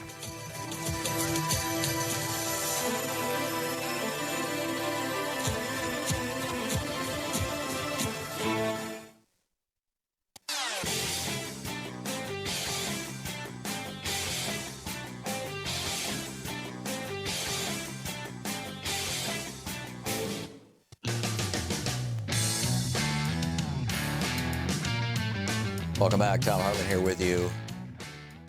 Remember, I've explained this a couple of times in the last week, over the years, too. I've talked about it many times, that there are basically two ways that companies can increase the value of their stock. Just two ways to do it. One is to improve the value of the company. The stock is supposed to reflect the value of the company. So if the company has 1 million shares of stock outstanding and the company is worth $10 million, and now there's different ways to value companies. You do it, 7 times earnings, or you do it, assets plus earnings or whatever. But you know, we've valued the company reasonably, and we say it's a $10 million company. It's got 1 million shares out. That means every share is worth $10. So if the company, you know, launches a brand new product that just goes gangbusters, and the $10 million company becomes a $20 million company, and there's still 1 million shares out there, those $10 a share shares become $20 a share shares, right? I mean, this is not rocket science. This is just kind of simple. So that's historically been how companies value, and how the stock market works. But Reagan changed the rules on all this, and it made it possible for companies to just overtly just come right out and say, we're going to jack up our share prices, which is going to make all of our executives wildly richer because we compensate them with stock. Again, something that was illegal before Reagan. We're going to jack up our stock prices to make our shareholders and our executives happy, and we're not going to expand the business. We're still a $10 million company. There's 1 million shares outstanding. So what are we going to do? Instead of expanding our product line, instead of developing a new and better way of, you know, doing whatever we do, we're going to simply reduce the number of shares out there. So if you've got a $10 million company with a million shares out there, $10 a share, if you can cut the number of shares from 1 million down to 500,000, every share now is worth twice as much because you have twice as many shares. So suddenly the stock price goes from $10 to $20. But did the company do anything worthwhile? Did the company contribute to the economy? Did the company develop new products? Did the company hire new people? Did the company do any damn thing at all? No. All they did was mess with their stock price. And this is the new business model for corporate America. So with that in mind, last year, HSBC lost money. HSBC is this European bank that has offices all over the United States that has actually been convicted of money laundering for drug dealers and international drug dealers and terrorists. Now, if you or I were convicted of that, we would be in prison forever. HSBC just paid a fine and nobody went to jail. But in any case, so I'm not a big fan of HSBC, but last year they were losing money. Their stock price was declining. So what did? They bought back $3.5 billion worth of their shares, which jacked up their stock prices, which made their investors happy. Today, the Financial Times, this article by Martin Arnold in London and Jennifer Hughes in Hong Kong. I'll just read the first paragraph now that you understand the whole backstory. HSBC has fueled investors' hopes that it will buy back at least another $2 billion of shares after its quarterly results outstripped analysts' expectations thanks to strong trading conditions, rising interest rates, and low loan impairments. So, you know, basically, HSBC made a little extra money this year. They're going to take that money and buy back their shares, which is going to jack up their share price. And this is being celebrated by investors, right? I mean, the Financial Times is not taking a position on it, but, you know, they're reporting it. And the investors are like, oh, boy, you know, the stock. In fact, the stock was up, I think, 2%.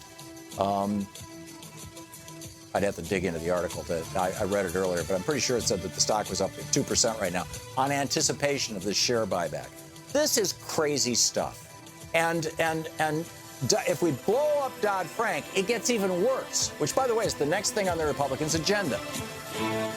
You're listening to the Thom Hartmann Program. Call 202-808-9925. I realize there's probably a lot to digest. We'll pick up your phone calls after the break.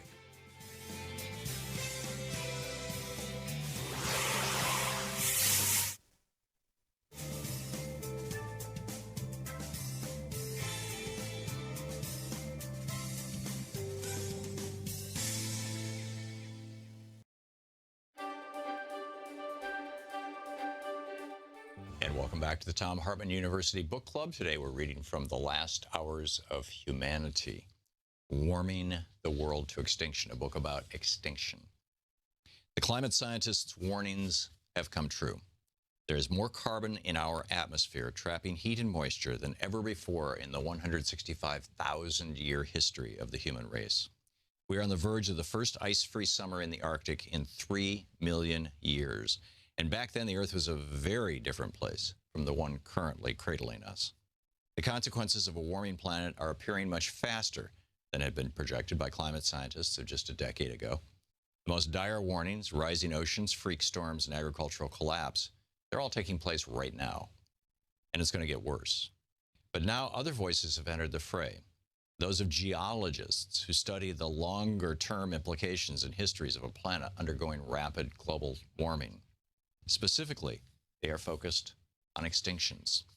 The climate scientists, geologists, and those from related scientific disciplines need to continue talking to each other because at some point we may be able to see the critical moment in which the current climate crosses from the realm of a global destabilizer to a global extinction event. We must wake up. It's hard to imagine life without Earth. We take the vast variety of life on this planet and even our own existence for granted. But numerous times in our planet's history, life as we know it has come close to disappearing entirely. We call these events mass extinctions, and we even teach school children about those times of great death on our planet. For example, we know that long ago on a much more unstable planet, the dinosaurs were killed by an asteroid striking the Earth. This leads many people to believe that as long as we don't see an asteroid hurtling toward the planet, all is well. But this is not rational thinking for several reasons. The asteroid impact that killed the dinosaurs and started a major mass extinction is the only event having to do with outer space that we can trace with any certainty. And new science indicates that the asteroid impact itself wasn't what killed the dinosaurs. It was the global warming that followed it. New science has discovered a common theme in all of the extinctions in the past, and it's woven right into the global fabric of today as yet another mass extinction threatens our planet. That global consistent thread is global warming. We have had 6 extinctions in the billion-year history of life on our planet. Each sharp spike in the chart below indicates one of these mass extinctions. There's a chart on the page. Occurring about 450 million years ago, the Ordovician/Silurian mass extinction devastated marine life, which at the time dominated the planet. In a series of 2 extinctions, 60% and 70% of all life on the planet was taken, respectively. Then, fewer than 100 million years later, the planet was rocked again. The Denovian period was capped off by a 20 million year death march. It killed off 70% of life on Earth. This included many coral reefs, which didn't return for another 100 million years. We know of the KT extinction, the Cretaceous-Tertiary extinction, which occurred 65 million years ago, ending the reign of the dinosaurs. There was also an extinction event 200 million years ago, known as the Triassic-Jurassic mass extinction. But none of these extinctions explains the huge spike shown in the center of the previous chart. That one happened 250 million years ago and was the worst mass extinction of species event in the history of our planet. It was the extinction of all extinctions.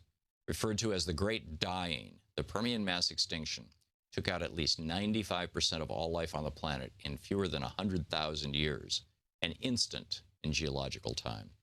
Professor Paul Wignall of the University of Leeds, and an expert on mass extinctions, told me that the Permian was the greatest crisis that life on Earth has ever suffered. Only in the past 2 decades has the cause of the Permian extinction been understood. It was speculated that an asteroid impact may have been the trigger, but more recent research by Professor Wignall, geologists, and other scientists around the world have revealed the true trigger came from deep within the Earth. The Permian mass extinction was initiated by a colossal flow of lava in an area of what is now Siberia. That was the trigger, but not the killer. The killer was under the water and under the ice, where trillions of tons of greenhouse gases, largely derived from carbon, and frozen in the form of crystalline methane, lay in wait. Thus, global warming is the force behind the death of nearly everything on the planet during the Permian mass extinction. That point is well illustrated. You can again see the spikes of mass extinctions measured by the increase in global temperatures, with the largest spike representing the Permian mass extinction. Wignall told me, there have been a lot of disasters and crises in the geological past. It's interesting to study them because they may have a comparison to today. He added, I think it is certainly extremely significant that a lot of the main crises of the past are associated with global warming, with obvious implications for the present day. The 6th mass extinction may even rival the speed and intensity of the Great Permian mass extinction, but the 6th is not represented on either of the 2 previous charts. That's because it's the one happening today, right now, all around us. And then we go on to document how the burning of fossil fuels is throwing an amount of carbon into the atmosphere, greenhouse gases into the atmosphere, that's relatively similar to what happened with that giant volcanic eruption in Siberia 250 million years ago with the Permian mass extinction, and how it could be leading to a major extinction event. The book is The Last Hours of Humanity, Warming the World to Extinction. Want to connect with the show online? You can find the Thom Hartmann Program on Facebook, Twitter, and Instagram. You can support the Thom Hartmann Program and see video of our entire 3-hour show over at patreon.com/Thom Hartmann. Welcome back. Thom Hartmann here with you. And let's see here. Eric in Tacoma, Washington. Hey, Eric, what's on your mind today? Yes. I just had to turn my TV off. I'm sorry. Thank you. I'm watching. I just was calling to find out, to ask you, is despair an option now? No. Because absolutely not. Like the Republicans are preparing to shoot themselves in the foot. The Republicans in the House of Representatives, huge, big time, and they're doing it because they want to keep the money flowing from the billionaire donors. The bet that they're making is that if they vote to do away with that 3% tax on investment income that subsidizes Obamacare, if they vote to do that, that the billionaire donor class, which is largely responsible for their being in office, not only nationally, but state after state after state all across the country, will pour enough money into the next election that even when the Democrats start running the ads about, so-and-so just voted voted to screw you with regard to health care, that the billionaires will fund enough ads that they will be able to get reelected. That's the bet they're making. I think it's a bet that many of them are going to lose. And all we need is for about 30 of them to lose, and you got Democrats running the House of Representatives again. But no, despair is not an option, and definitely this is not the time for it. Well, I would like to believe you, and I have been an ardent Democrat all my life. I am going to be 60 on Christmas Eve. I'm not ashamed of my age. And I was even helping the Democrats before I was even old enough to vote. Oh. And I've decided that if Trump is reelected in 2020, I'm giving up voting. It's hopeless. Yeah, my prediction is that Trump will not even be president in 2020. I would bet almost anything by 2019 he is out of office. And there's a couple of different reasons for that prediction. One is I think that he is actually starting to suffer from dementia.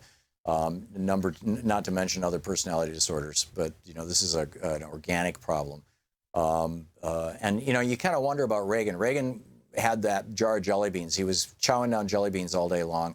High fructose corn syrup. Trump's got a red button on his desk that he pushes to bring them Cokes, more high fructose corn syrup. I read the study on the air here last week.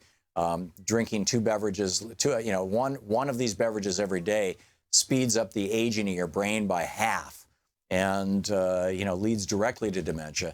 And you got that. Then you've got if the Democrats take either the House or the Senate in the 2018 election, I think there's a very good chance that they're going to take the House as a result of this vote today, whether it happens or not.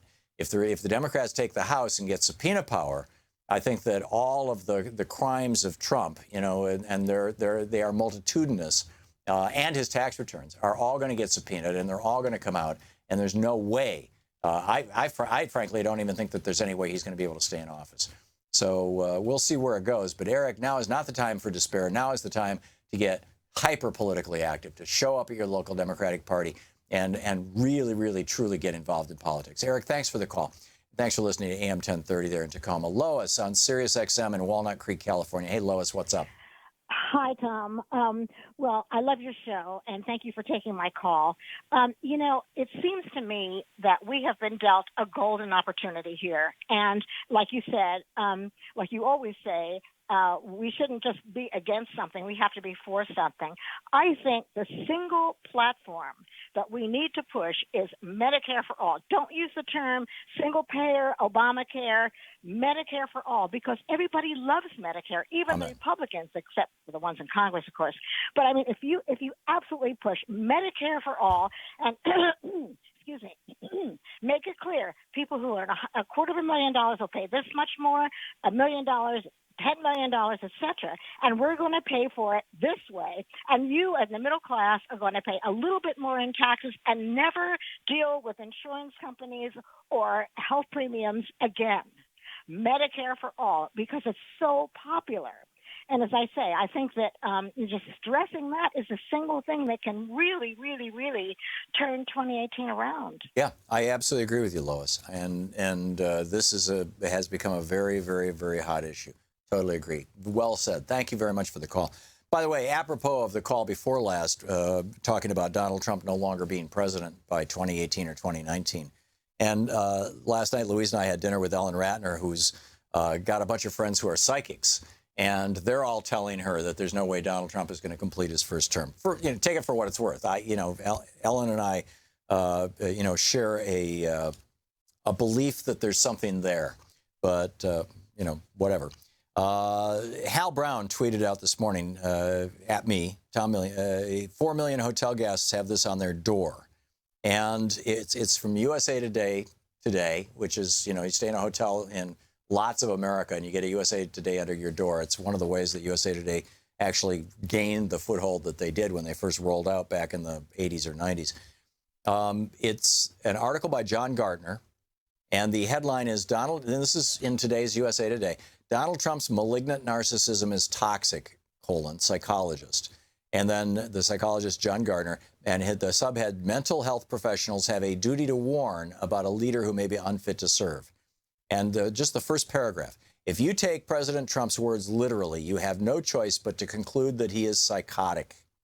A delusion is a, quote, fixed false belief that is resistant to reason or confrontation with actual fact, end of quote. That's from the dictionary. Despite all evidence to the contrary, Trump asserts that his New York office was bugged by President Obama and that his inauguration was the biggest crowd size in history. Before the election, Right Wing Watch published a list of 58 conspiracies proclaimed by Trump. Is it all for effect to rile up his base, deflect blame, and distract from his shortcomings? Or does Trump really believe the insane things he says?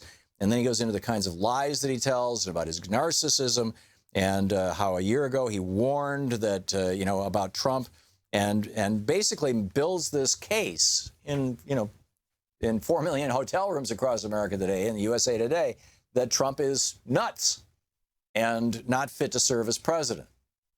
Stephanie in Winterville, Georgia. Hey, Stephanie, what's on your mind today? Hey, Tom, how are you? I'm well. What's up?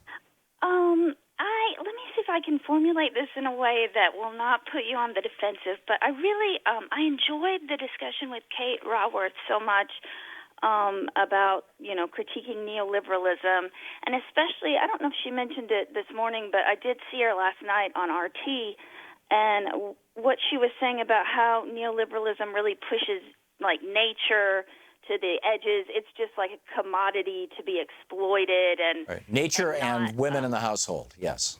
Yes, well, that as well. I wanted to ask you how you reconcile being supportive of that kind of critique of neoliberalism with, I heard you a few weeks ago say that, you support legalizing prostitution. Because to me, as a radical feminist, that is part and parcel of the way that neoliberalism, commodifies even the most, to me, sex is a sacred thing. So the most sacred, or at the very least human aspects of our experience, and also just expands. I think when you legalize prostitution, it does nothing to diminish it. It just it increases exponentially. So I'm sorry, I'm getting really nervous because it's so hard for me to speak with men on the left about this without getting expecting a smackdown, because it seems like there's always this sort of understanding that neoliberalism is really damaging until you get to this one issue, and then it's like, no, but we want to legalize prostitution, and I don't understand. Well, legalizing prostitution is more of a libertarian position. I don't know that. You did say that you supported that. Yeah. My understanding, and maybe I'm wrong, Stephanie, this is not a strongly held belief of mine. I'm not a patron of prostitutes. I'm not a promoter of prostitution. This is not something that I have a great deal of knowledge about. I've read, about it over the years, as most of us have. And I lived in Europe, in a European country where prostitution was legal for a year in Germany. Not that I was using it, but, it was there, it was in the air, there were conversations. And my understanding, and again, I may well be wrong on this, But my understanding is that the countries, or at least the first world countries, that have legalized prostitution have seen, as a result of that, a reduction in harm to women who are in the field, in the field of prostitution. Now, if that's not the case, I will change my position in a heartbeat. But my understanding is that just like with prohibition of alcohol and prohibition of pot, completely criminalizing something that literally is never going to go away throws it into the realm of the black market and the gray market, where exploitation is hyper facilitated, as opposed to being in the open market like it is in Germany, where, yes, you could still argue it's a form of exploitation, but at least there are protections and regulations. But Tom, it also actually, I know you've had Rachel Morin on your RT show. I wish you could get her back, because she's a prostitution survivor, and like her insight on that, as well as Melissa Farley is a wonderful woman who's worked on that. It really increases sex trafficking, so it doesn't reduce harm to women. And plus, it's not like pot or drugs or anything, because you've got an actual human being. A woman is not a substance that, for men to use. She's a person. So it's like you're really commodifying women's sexuality to have, like 30 strange men within the space of your body every day. This is a I don't see how women as a class can ever have equality if we have men who are supposed to be on our side. Well, perhaps there are male prostitutes, first of all, so it's not altogether like abortion, but perhaps like with abortion, legalized prostitution, it should be something that only women can vote on.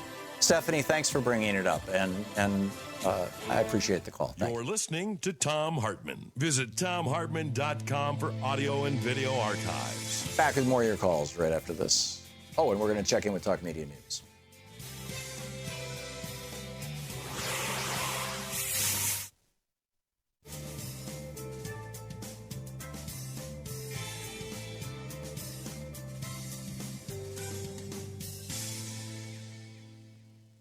And welcome back. Joe in Cupertino, California, watching us on Free Speech TV. Hey, Joe, what's on your mind? Thanks for taking my call, Tom. I'm watching the speaker here. Let me turn that off. First of all, I wanted to say I really appreciated your conversation you had the other day about your father and the glioma. I think we can all appreciate that. I call you today in celebration of a year after following chemo. I'm supposedly in remission or cured from CLL, and I just can't say how grateful I am for that opportunity. That's great. What's CLL? It's a leukemia. It's a chronic lymphocytic leukemia, and I've had it for a while, but they decided to treat me for it. And it was pretty devastating, but I survived, and I'm up and doing really well. Great. Surprising how we went from yes, we can to no, you didn't. But that looks like just what happened here. Not yet, but we're out to vote. I got my care through Kaiser, which is a big provider of healthcare out here in the West Coast in the Blue State. And my illness was severe enough that I qualified for what was a trial study, and it really didn't cost much, but it was really grateful that it did work, but at little or no cost. So my insurer, I'm a dependent, and my wife is the one that brings in the income, but has come down. Let's see, I've got the open enrollment period here, and I'm looking at 6 different groups that have negotiated their benefits in California with their large employer. And today, there's a 14% reduction in fees in 3 different types of insurance providers that this employer covers. My wife's employer pays $1,285 for the family. My wife, who's the employee, pays $60 every 2 weeks to get this coverage. So I'm sitting here and I'm listening to the whip, McCarthy in California, tell everybody and their brother what's going on in Iowa. Well, Iowa did not take any of the monies that were being offered. And so it's really disingenuous to try to communicate that the insurance rates are going through the roof when they are, for the first time in my lifetime, taking a turn in the right direction. Yeah, we got a long way to go, but I mean, why would you throw the baby out with the bathwater? Yeah, Iowa turned down Medicaid expansion, and thus a lot of healthcare dollars did not go into that state. And a lot of people stayed sick who might qualify for Obamacare, which is scaring the insurance companies off. I just wanted to point out, I noticed today on the show, the California 10th Jeff Denham of Turlock he's voting for this repeal of care, which is no surprise, but he was a fence setter for some time. He's up, and it was a close election. I know it's tough when you're in a blue state, but he's in the red. He's a red Republican in an area that has not always been a Republican area. In fact, it was really close. He only won by like 5%. That's Jeff Denham out of Turlock. If I could just point that out to my fellow Californians, maybe we can do something about that. Okay, good. Thank you very much. Good talking to you, Joe. And thanks for watching Free Speech TV. Bill, watching Free Speech TV in Godfrey, Illinois. Got 30 seconds, Bill. You wanted to make a quick point about Congressman Rod Davis? Second. I just got off the phone with Rodney Davis. Well, not Rodney Davis, but his clerk and his fellow there in the office there. And I want to challenge all my other all the Rodney Davis constituents here in Illinois to call and support health care for Americans by slowing down this chomping at the bit that the Republicans want to do. As I understand this, bill hasn't even been weighed in on by the CBO. We don't really know what all the ramifications are going to be. Looks like if it's a safety net at all, it's going to have some awfully big holes in it. So that's the problem with nets. They got a lot of holes. Good time to call your member of Congress. Bill, thank you. Thank you. And good luck with that. Keep up the pressure on Rodney Davis. We'll be back.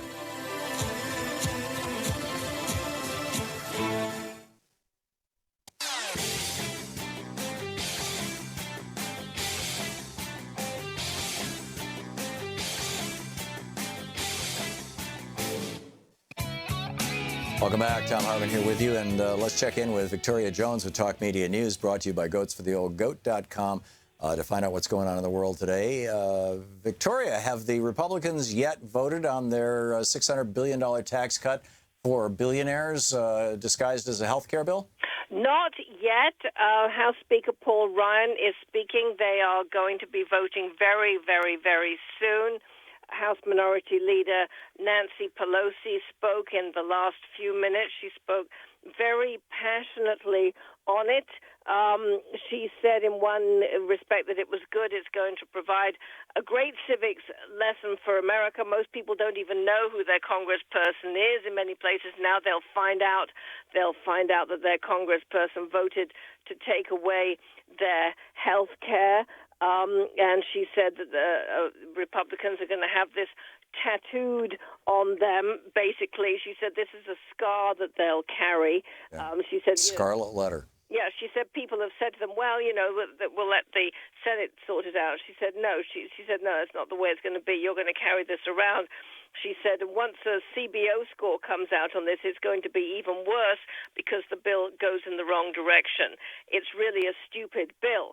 Now, Douglas Elmendorf, who headed the Congressional Budget Office from 2009 to 2015 during former President Barack Obama's administration, said in an interview that House Republicans are making a terrible mistake voting without a CBO score, because if they got an estimate, they could make further changes. He said this: for the House leadership to proceed to a vote without an estimate, they're essentially arguing that the bill is so much like the previous one they don't need an estimate, and yet it is so much different that many more people should vote for it. I don't see how you can argue that combination of things at the same time with a straight face. This was a Republican? No, this is Douglas Elmendorf, who was the director of the CBO under President Obama. Ah, okay. Yeah. I think he's right. It's a very cogent observation. Yeah, so that's what he's saying. So the vote is going to happen, and we're just hearing that House Republicans will head to the White House after today's vote. Now, that's interesting because we just had a gaggle, an off-camera briefing with Sarah Huckabee Sanders, and we had noticed that President Trump's trip to New York has been delayed by a couple of hours, and all we were being told was, well, he's got meetings, and it's just being delayed. He's got. No, he's going to spike the football once the vote happens. Yeah, and she wouldn't tell us any more than that. Well, now we know what the meetings are. The meetings are going to be with House Republicans after the vote happens, and then he will go to New York. Yeah. So he's going to drag a camera in and say, ta-da, we did it. My campaign promise, we're going to repeal and replace, blah-de-blah-de-blah, and then it goes to the Senate where it'll probably die. Exactly. And a very interesting piece in The Hill that came out either late last night or today But a senior Republican senator said the chances of getting 51 votes for the legislation are less than 1 in 5. Wow. And that's assuming there's no filibuster. Right. And this bill is not being submitted under reconciliation rules, is it? So it can be filibustered? I think it is, actually. That's why I was saying the senator also put the chances that the House bill will meet Senate budgetary rules preventing a filibuster at less than 1 in 5. Right. Well, that's my point. I mean, it's going to run afoul of the I want to call it the Byrd rule, but I don't think it was. Maybe it was.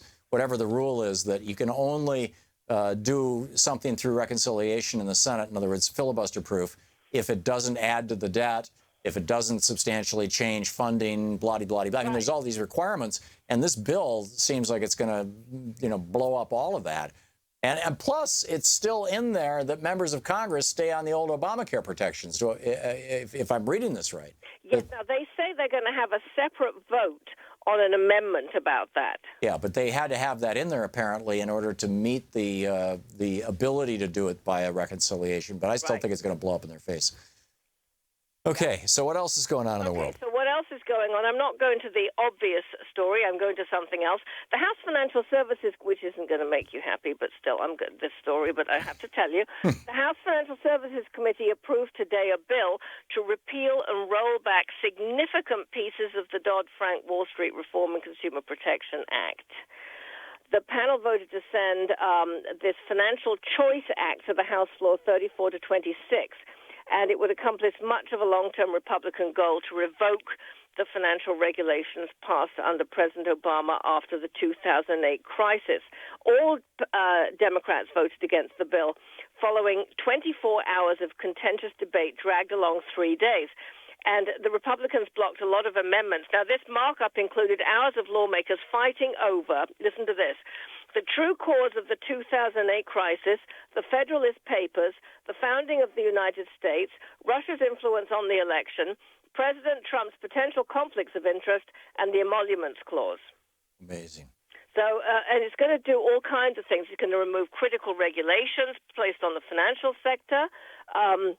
It allows banks to opt out of Dodd-Frank upon holding enough cash. It limits federal stress tests of major banks to every 2 years. It would remove the power through which the federal government can label a bank too big to fail. So get ready for the next crash. Basically, there's a lot of things that Democrats are saying could do that. Now, there's one thing that could put it in a little bit of jeopardy on the House floor. Some Republican members are critical of a provision in the bill that would repeal a Dodd-Frank measure capping fees charged by debit companies to retailers for card processing. This is very controversial. So if they don't fix that, it might not get through. So that's something. Very interesting. Also, President Trump said he would direct the IRS to relax enforcement. This is in the Rose Garden today, to relax enforcement of rules barring tax-exempt churches from participating in politics as part of a much-anticipated executive order on so-called religious liberties. But it'll still be a violation of their tax-exempt status. He's just saying, let's not prosecute them, which means that if you get a Democrat in the White House in 3.5 years, they could say, okay, not only prosecute them, but go back and get them for what they did 3 years ago, just like Trump is doing with undocumented immigrants right now. That's right, unless there's legislation. That's right. Yeah, so he's laying a trap for the churches. It's amazing. Victoria Jones, thank you, Victoria. Thank you very much. Great talking with you. You're listening to Thom Hartmann.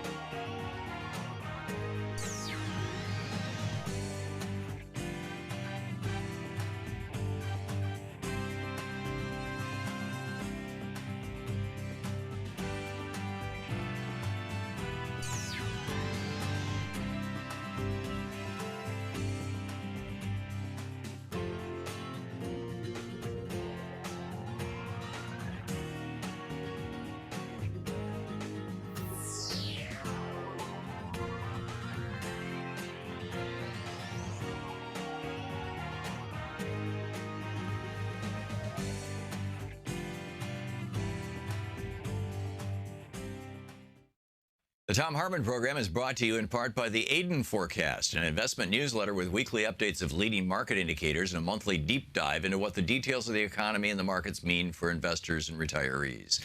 On the web at aidenmarkets.com. Wines have some of the highest pesticide levels in our food chain. This hour brought to you by ecowine.com. Pesticide-free wines, organic wines, imported from France by the organic wine company, ecowine.com. The Thom Hartmann Program is brought to you in part by Super Beets.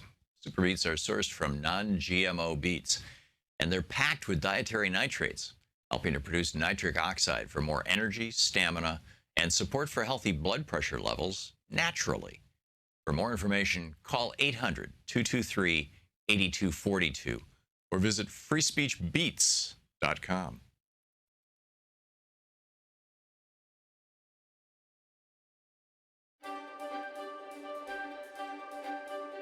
With the Thom Hartmann University Book Club today, we're reading from Healing ADD. Richard Bandler, the founder of Neurolinguistic Programming, NLP, wrote the foreword for this book. And it's basically a book on NLP as applied to people with ADHD, but it's actually a pretty good book on NLP, which is actually how I originally wrote it.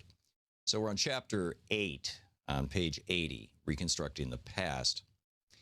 Different types of memories, regardless of how anchored in reality or fantasy they may be, are stored in our brains in different ways. These forms of storage involve the 5 sensory modalities: sight, smell, hearing, taste, and feeling, and the subtle gradations of each sense, such as color, brightness, or contrast for the visual modality, for example.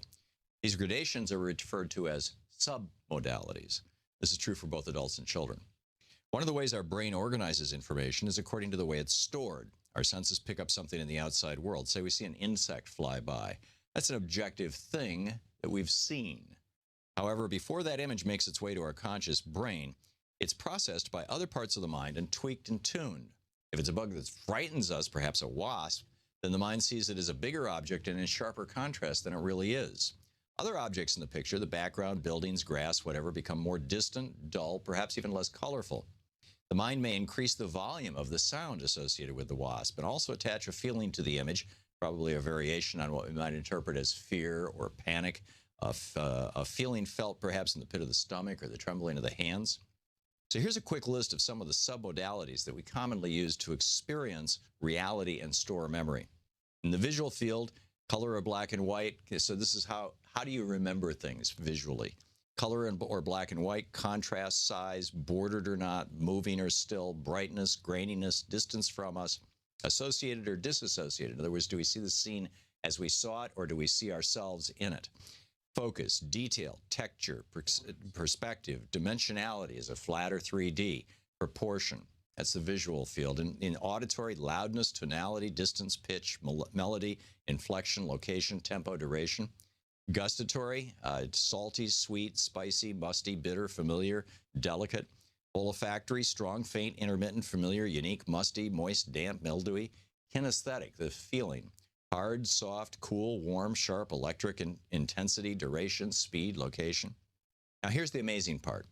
If you know what modalities and submodalities your mind uses to store a particular type of memory, happy, sad, hopeful, afraid, neutral, whatever kind of memory it is, then you can adjust the memories you have of the past to change their emotional feel. For example, think of a memory of something that you did in the recent past, such as brushing your teeth last night. Mentally list the qualities of the submodalities. Your list might look something like mine. I see a still picture in black and white without a lot of contrast or detail. Associated, I see the mirror in the sink, but not myself. No border, 3D, about 2 feet square, about 20 feet away from me. I can hear the sound of the water running and taste the mint of the toothpaste. If I concentrate on it, I can remember, or imagine remembering, the feeling of the toothbrush on my gum and the smell of the toothpaste. The feelings I associate with the memory are pretty neutral. Boredom might be the best way to describe it. It's something I do every night. Now imagine a control panel just below the image, or wherever you'd like it to be, with levers and dials that you can use to change the various submodalities. Reach out and change a few of the submodalities and see how things change. When I move the picture from black and white to color, I suddenly feel curious and interested in the process of brushing my teeth. It seems fascinating. If I turn up the volume, I become uneasy. As I increase the mint taste, I feel more awake. Nobody knows why this works the way it does. One theory is that the brain stores information holographically rather than digitally, so that the brain sees its own storage capacity as a three-dimensional space. Because we experience the world through our senses, it makes sense that we could organize the mechanism for storing the information about our experience of the world along sensory lines as well. When something is put into a particular space, it acquires the sensory nature of that space, since sensory signals are how we experience the world. So when a memory is put into the boring category in our brain, it becomes, in my case, everybody's different, but it becomes, for me, black and white still pictures and all the other submodalities I described before. When the submodalities are adjusted and the pictures are turned into a color movie, it doesn't just change the memory.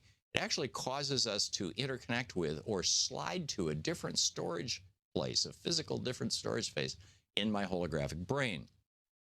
There's also a concept known as a critical submodality.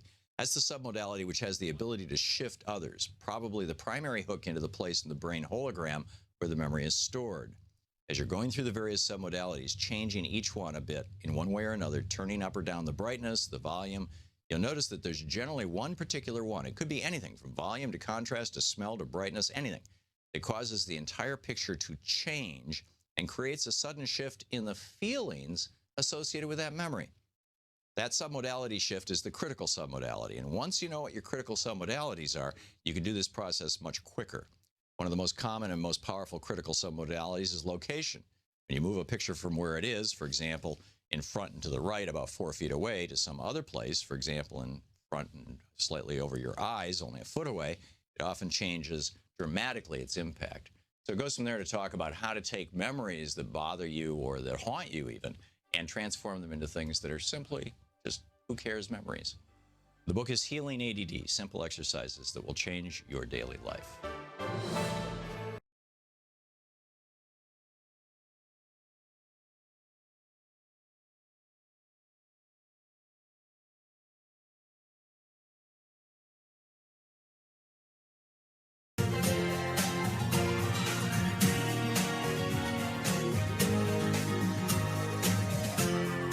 This is the Thom Hartmann Program.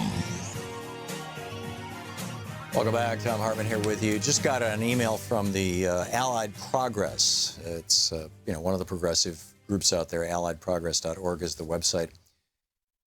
About a new piece of legislation that Jeb Hensarling, by the way, was one of the guys in the caucus room conspiracy.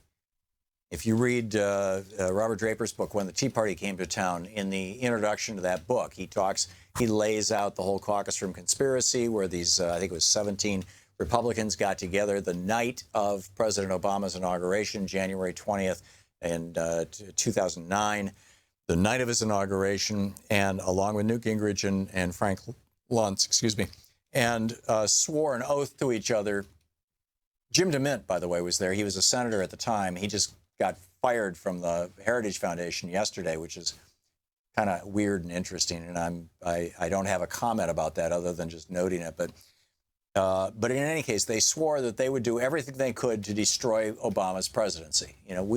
America's first black president. Are you kidding? I don't think anybody said that out loud like that. It wasn't quoted in Draper's book, but it sure seems to me like that was the essence of it. I asked Newt Gingrich about this on this program about that. And he came right out and said, yeah, we did that. We committed to each other that we were going to do everything we could to block him. We are the opposition. That's what the opposition does. Now, that's not my understanding of what the opposition does. I mean, they committed to block Obama even on things with which they agreed. And my understanding of what the opposition does is it stands on its principles. These guys did not stand on principle. And this is one of the reasons, after 8 years of this, that so many Americans are so disrespectful of Congress because of the behavior of the Republicans over the last 8 years. And particularly the last year, when they would not even allow Merrick Garland's hearing, even allow him a hearing to be put on the Supreme Court. Now, instead, we've got a right-wing crank to the right of Scalia on the Supreme Court. But anyhow, Jeb Hensarling, the congressman from Texas, who was one of the members of the caucus room conspiracy, just introduced legislation that was just passed out of, he didn't just, it was introduced a little while ago, but it just passed the House Financial Services Committee, which he's a member of, It's titled the Financial Choice Act. And as Tucker Middleton from Allied Progress writes in a note to me, he said it would gut protections from working families, protections that were established in the wake of the financial crisis caused by Wall Street fraud and recklessness. And the committee, the Republican members of the House Financial Services Committee that just passed this legislation out to the Congress, to the floor. I mean, Paul Ryan's going to have to call for a vote, but it's now available to be voted on by the House of Representatives. In aggregate, just the Republicans on the committee took $32 million from the financial services industry. This is the story. This morning, the House Financial Services Committee advanced legislation authored by its chairman, Representative Jeb Hensarling, our Texas, that guts protections established by the Dodd-Frank Wall Street Reform and Consumer Protection Act, passed in the wake of the 2008 financial crisis. Hensarling suggested his Wall Street giveaway soon will be scheduled for a full vote by the House. According to the Center for Responsive Politics, Republican members of that committee have received at least $32,211,535 from the financial industry. Carl Frisch, the executive director of Allied Progress, said the Financial Choice Act is a deceptively named Wall Street giveaway that rewards the bankers and hedge fund managers who have showered Representative Hensarling and other members of the House Financial Services Committee with tens of millions of dollars in campaign cash. Wall Street is getting what they paid for, and it is hardworking Americans who will be left holding the bag. He continued, Representative Hensarling's Financial Choice Act is so extreme, it even erases protections that predate the financial crisis, allowing Wall Street and predatory lenders to once again prey on consumers without repercussions. This legislation almost entirely eliminates the powers of the Consumer Bureau to act forcefully against unfair, abusive, and predatory practices in consumer lending. It is clear the Financial Choice Act is the wrong choice for working families. And, here's some of the stuff it'll do. It'll eliminate the Volcker rule that stops banks from gambling with taxpayer money. It will repeal the Financial Stability Oversight Council's ability to detect signs of another potential financial crisis. Victoria referred to this in her newscast this afternoon. It will gut the Consumer Financial Protection Bureau's authority to hold credit card companies, banks, payday lenders, debt collectors, and other predatory financial industries accountable. Totally gut it. The legislation even goes so far as to roll back important protections that predate the financial crisis. This is going to take us not just back to, what doing away with Glass-Steagall did in '99, but it's going to take us which had stood since 1933. It's going to take us to pre-1933. It's going to take us back to 1929. I mean, you think there might be a crash coming? You think these guys are just these complete sellouts? I mean, it's just beyond astonishing. It's just beyond astonishing how the Republican, and this is something that's really worth calling your member of Congress about, that they're trying to gut Dodd-Frank just because the members of, just the Republicans on the committee took $32 million from the banksters. Their votes are apparently a little more expensive than the votes of all the other Republicans to just gut our privacy with regard to the internet, a topic that we went off on at some length a couple of weeks ago. We'll be right back. This is the Thom Hartmann Program. Back with more of the news of the day and your calls right after this.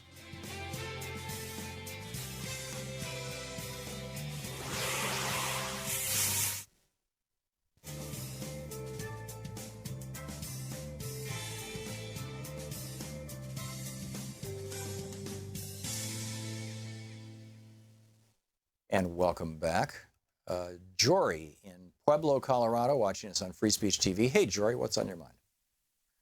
Hey, Tom, I really love the show today. You're doing a really great job, man. Thank you. What's up? I just think I wanted to talk about the Democrats and how they have kind of a branding problem with the ACA, and it's kind of keeping them from being able to fight from the left, you know? Like Bernie Sanders is always able to fight from the left because he always sticks with Medicare for all, and if the Democrats could just hanging around the moderate Republicans' necks because that's the problem that came from back in the day anyway when they were fighting over it. It was moderate Democrats, centrists, not the people on the left. You know, so if they can hang it around their head and say, look, this is Romney care because we didn't get the public option, and these guys are trying to make it worse than Romney care. Yep. We had a health care problem in 2008, and you guys knew that. Romney care was the Heritage Foundation answer to that, and now you guys are trying to take away the only answer that you had for the problem. Our answer for the problem is the public option and then to move into a Medicare for all system. Yeah, by the way, you know who killed the public option in committee? Joe Lieberman. Oh, Jesus. Yeah.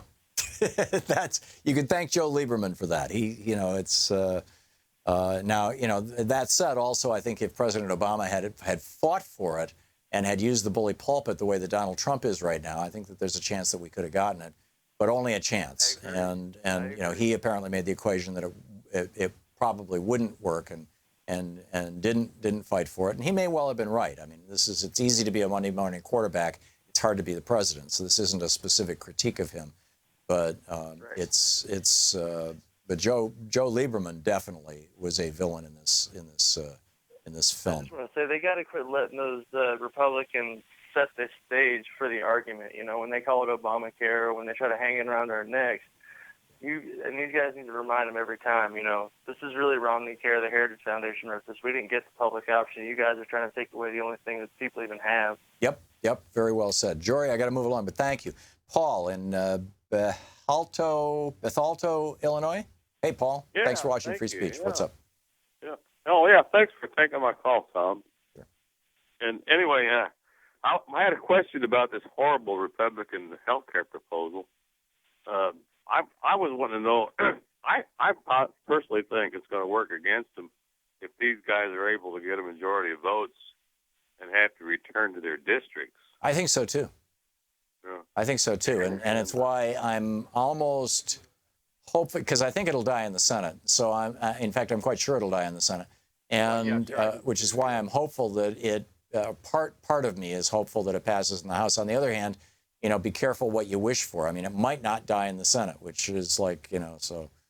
But the vote is happening right now. They're up to 208 Republican votes, and 2 Democrats voted for it. That's nuts. I'd like to know who they were. But now it's 209 Republican votes. They have to get, what is it, 215, I think it is? So I'm not sure. They need a majority. 116, anyway, right? One or the other, yeah. But so it's getting close. So 218, yeah. Troy says 218. I trust Troy. Paul, thanks a lot for the call. We'll be right back. Coming up on about 16 minutes past 3.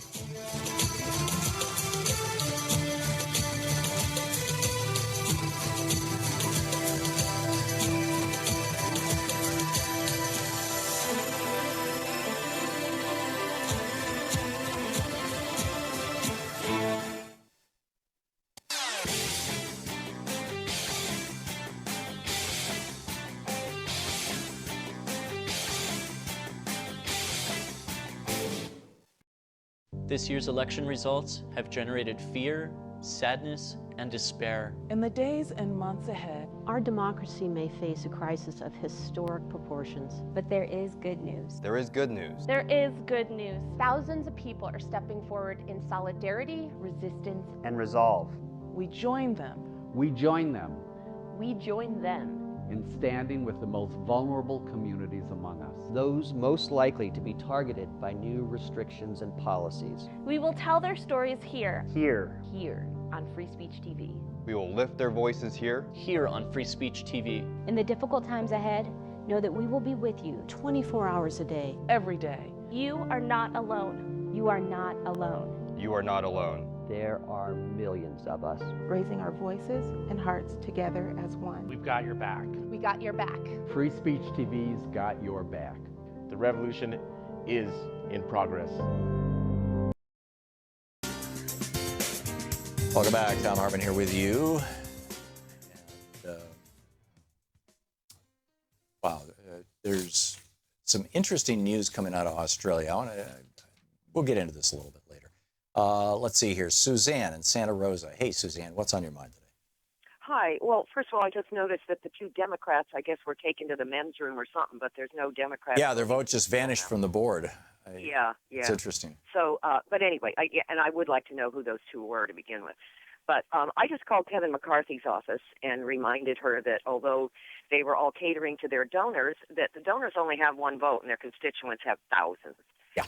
So then I started talking about the health care bill and telling her how the pre-existing condition was a boondoggle.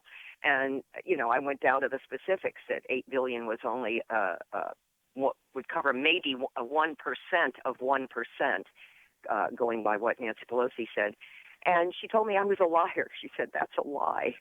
So I got very upset with that. And I said, why is it that you Republicans, every time you get power, only do harm? You never do anything for the country except your wealthy donors. But at any rate, she ended up hanging up on me.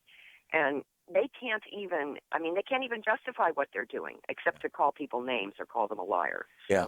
I've had a contest running on this program for the better part of 6 or 8 years.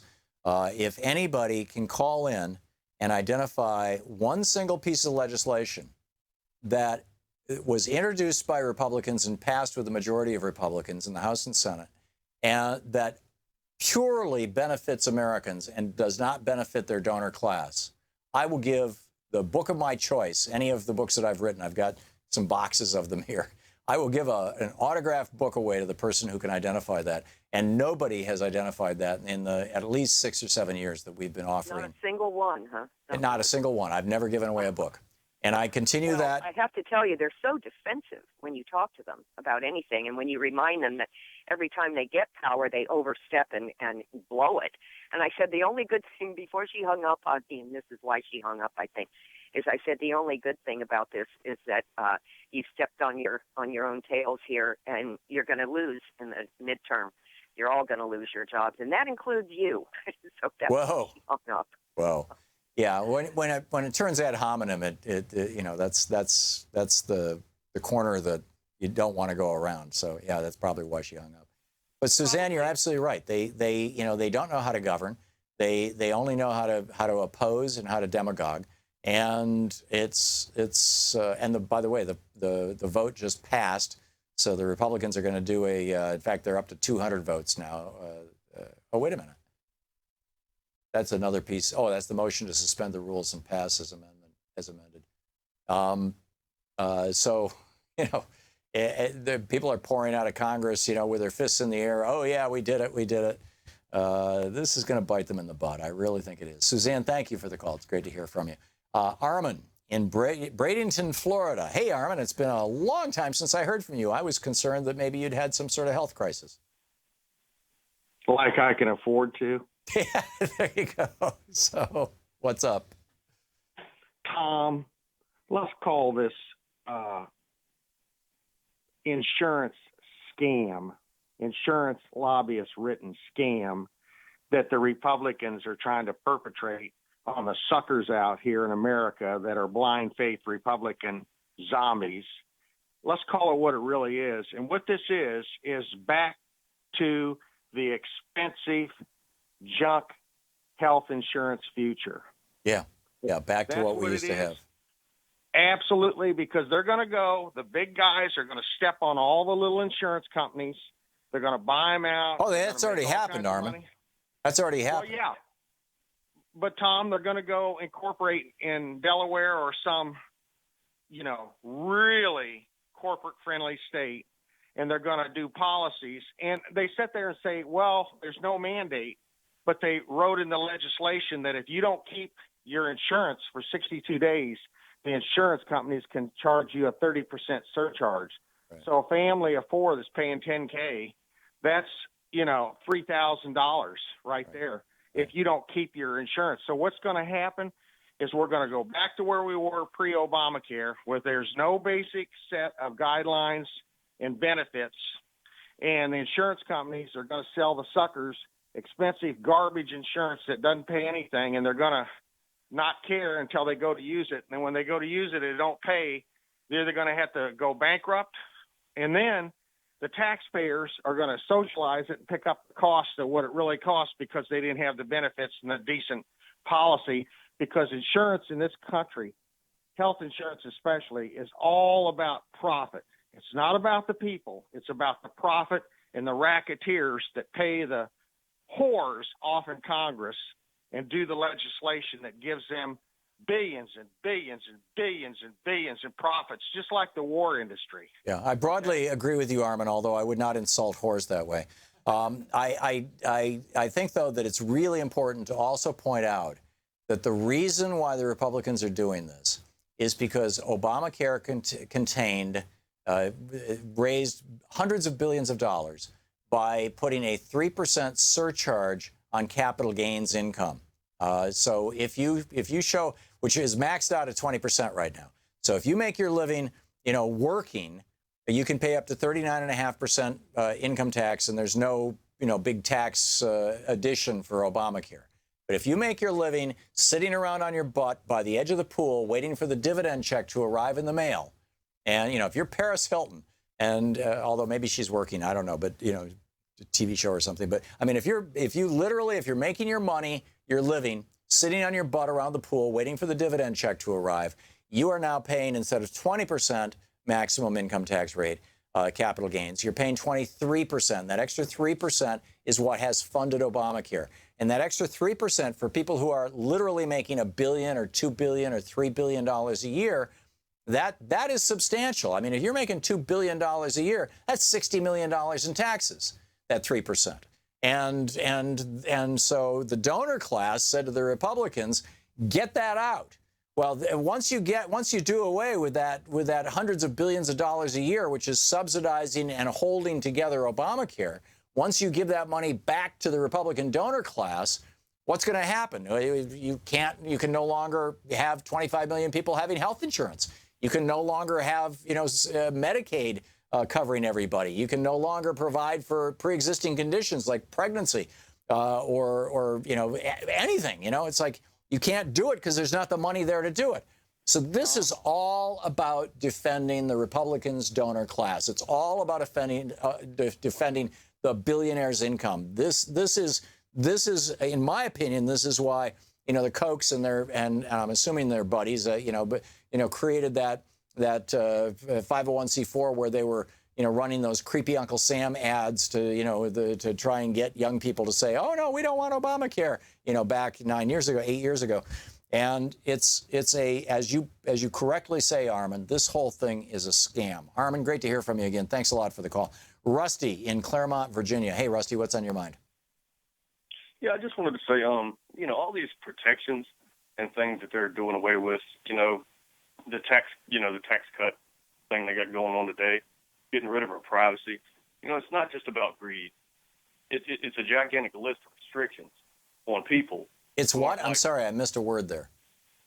It's a gigantic list of restrictions on people who aren't rich, people who aren't like them, ordinary working people who are, undeserving of the luxuries of basic well-being.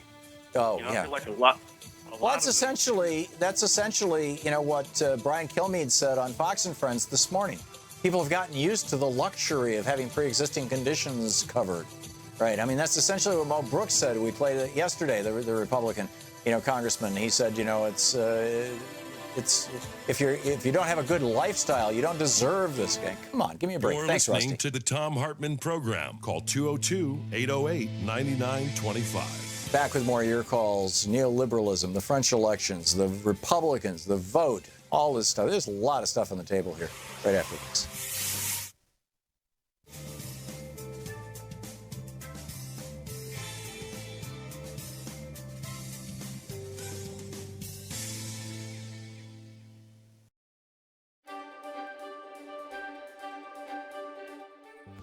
Thom Hartmann University Book Club. Today we're reading from Rebooting the American Dream, 11 Ways to Rebuild Our Country, Chapter 4, An Informed and Educated Electorate. It opens with a quote from Thomas Jefferson. If a nation expects to be ignorant and free in a state of civilization, it expects what never was and never will be. Whenever the people are well informed, they can be trusted with their own government. That, whenever things get so far wrong as to attract their notice, they may be relied upon to set them right. Talk Media News Service, based here in Washington, D.C., is owned and run by my dear friend Ellen Ratner. Ellen is an experienced and accomplished journalist, and a large number of interns and young journalism school graduates get their feet wet in reporting by working with and for her. In March of 2010, I was in Washington for a meeting with a group of senators, and I needed a studio from which to do my radio and TV show. Ellen was gracious enough to offer me hers. I arrived as 3 of her interns were producing a panel discussion type of TV show for web distribution at talkmedianews.com, in which they were discussing their viewing audience, their recent experiences on Capitol Hill. One intern panelist related that a White House correspondent for one of the big 3 networks had told her that the network registered a huge amount of interest in a hot story that week of a congressman's sexual indiscretions. Far less popular were stories about the debates on health care, the conflicts in the Middle East, and even the Americans who had recently died in Iraq or Afghanistan. Quote, "So that's the story they have to run with on the news," end quote, the intern said, relating the substance of the network correspondent's thoughts, because that's what the American people want to see. If the network doesn't give people what they want to see, viewers will tune away. The network won't get any ratings or revenues or viewers. The other 2 interns commiserated with the first about what a shame it was that Americans wanted the titillating stories instead of the substantive ones, but they accepted without question that the network was therefore obligated to give people what they want. When they finished their panel discussion, I asked these college students if they knew that there was a time in America when radio and television stations and networks broadcast the actual news instead of infotainment because the law required them to. None of them had any idea what I was talking about. They were mystified. Why would a station or network broadcast programs that were not popular or not what people wanted? But the reality is that from the 1920s, when radio really started to go big in the United States, until Reagan rolled it back in 1987, federal communications law required a certain amount of public service programming from radio and television stations as a condition of retaining their broadcast licenses. The agreement was basic and simple. In exchange for the media owners being granted an exclusive license from the Federal Communications Commission to use the airwaves owned by the public, they had to serve the public interest first. And only then could they go about the business of making money with the rest of their programming throughout the day. If they didn't do so, if they didn't serve the public interest, when it came time to renew their license, public groups and individuals could show up at a public hearing on the license renewal and argue for the license being denied. One small way the stations lived up to their public service mandate was by airing public service announcements, PSAs, for local nonprofit groups and community events and charitable causes. But they also had to abide by something called the Fairness Doctrine, which required them to air diverse points of view on controversial issues. Separately, during election campaigns, broadcasters had to abide by the equal time rule, which required them to provide equal airtime to rival candidates during an election. But the biggest way they proved that they were providing a public service and meeting the requirements of the Fairness Doctrine was by broadcasting the news, real news, actual news, local, national, and international news produced by professional old-school journalists. Because the news didn't draw huge ratings like entertainment shows, although tens of millions of Americans did watch it every night on TV and listen to it at the top of the hour on radio from coast to coast. And because real news is expensive to produce with bureaus and correspondents all over the world, news was a money loser for the big 3 TV networks and for most local and radio and TV stations. But it was such a sacred thing. That is, after all, the keystone that held together the station's license to broadcast and thus to do business. It didn't matter if the news lost money. It made all the other money-making things possible. Through much of the early 1970s, I worked in the newsroom of a radio station in Lansing, Michigan. It had been started and was then run by 3 local guys, an engineer, a salesman, and a radio broadcaster. They split up the responsibilities like you would expect, and all were around the building most days and would hang out from time to time with the on-air crew, all except the sales guy. I was forbidden from talking with him because I worked in news. There could be no hint, ever, anywhere, that our radio station had violated the FCC's programming in the public interest mandate by, for example, by going easy on an advertiser in a news story or promoting another advertiser in a different story. News had to be news, separate from profit and revenue, and if it wasn't, I'd be fired on the spot. News, in other words, was not part of the free market. It was part of our nation's intellectual commons and thus the price of the station's license. After Reagan blew up the Fairness Doctrine in 1987, 2 very interesting things happened. The first was the rise of right-wing hate speech talk radio, starting with Rush Limbaugh that very year. The second, which really stepped up fast after President Clinton signed the Telecommunications Act of 1996, which further deregulated the broadcast industry, was that the money-losing news divisions of the big 3 TV networks were taken out of the wings of their entertainment divisions and wrung dry. Foreign bureaus were closed, reporters were fired, stories that promoted the wonders of advertisers or other countries like big movie production houses owned by the same mega corporations that own the networks began to appear, and investigative journalism that cast a bright light on corporate malfeasance vanished. So the chapter is an informed and educated electorate. It's about our media in rebooting the American dream. Hey, want to hear that clip again? Subscribe to the Thom Hartmann Program on YouTube to see all your favorite show highlights. Welcome back. Thom Hartmann here with you. Okay, I just got the vote count. Ironically, I got it from the New York Times. I called the New York Times this morning. I saw that there was a new op-ed by Bret Stephens, the climate skeptic. And again, on climate, you know, another toxic piece. And so I called the New York Times this morning.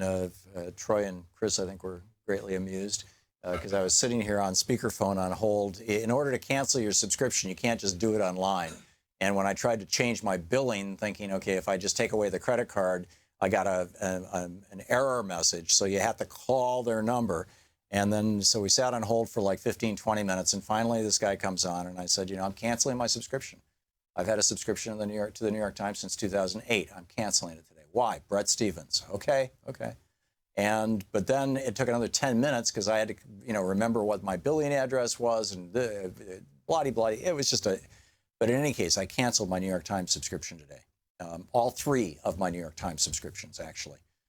But it won't, the cancellation will not go into effect until the end of the month, the billing cycle. So I'm looking at the New York Times right now at the list. I'm subscribing to the Washington Post. I'm moving. And of course, I read the Guardian every day, and I'm reading the Financial Times. But the Republicans who voted no on this thing are Andy Biggs. So if one of these Republicans whose names I call out represent you, you may want to call their office and say, thank you for voting no on this tax cut for billionaires that is pretending to be a health care bill. Andy Biggs of Arizona, Mike Kaufman of Colorado, Ileana Ross Layton of Florida, Thomas Massey of Kentucky, Walter Jones of North Carolina, Frank Lobiondo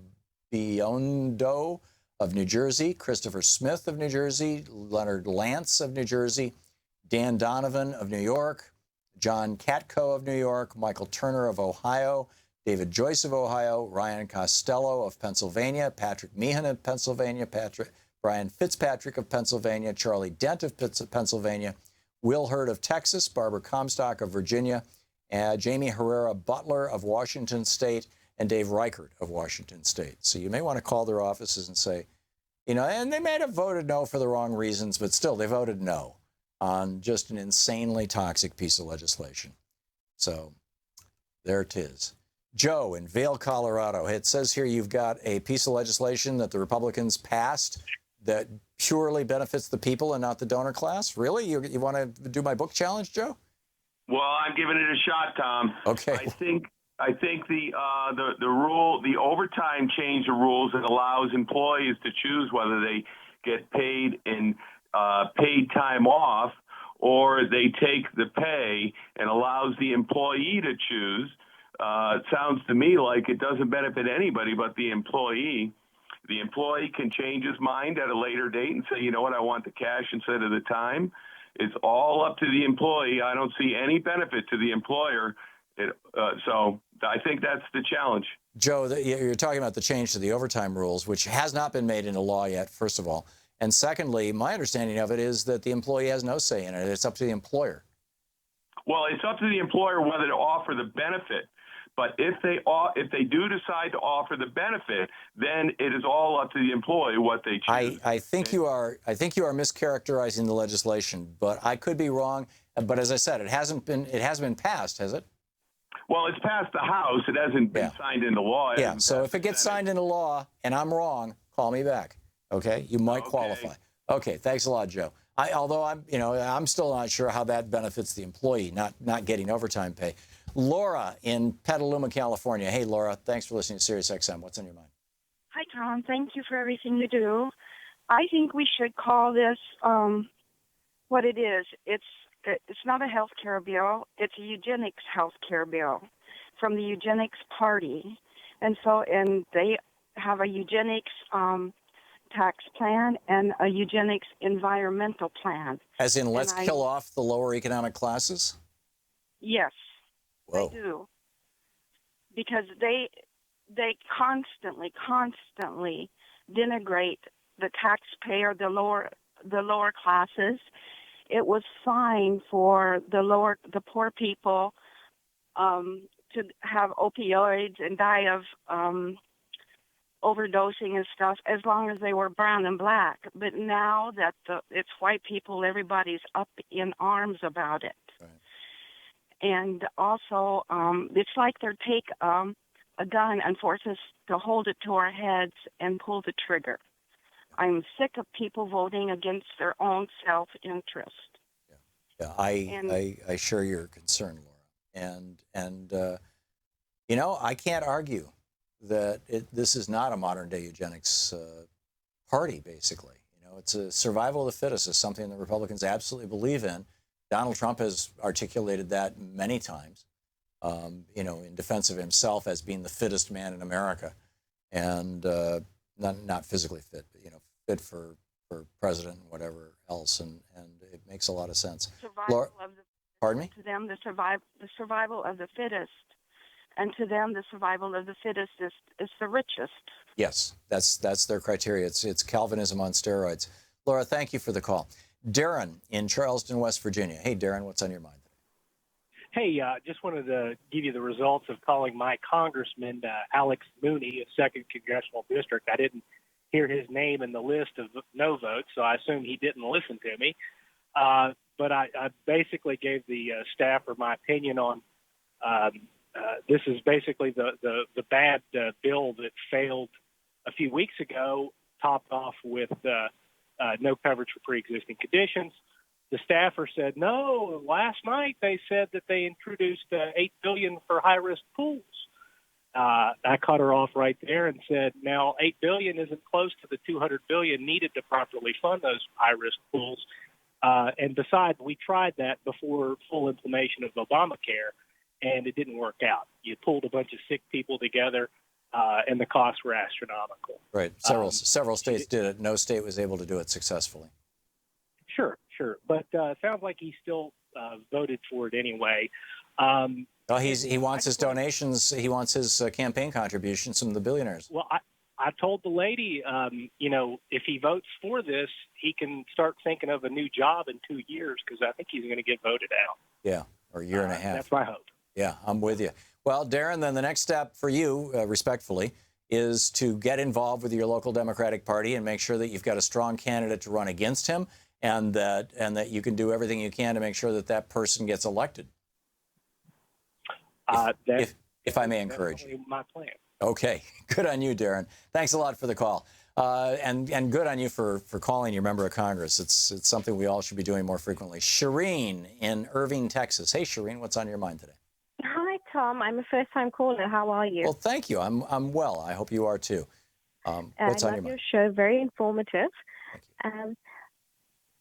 I'm calling regarding the Obama repeal that took place today. I see that they've managed to pass it through Congress.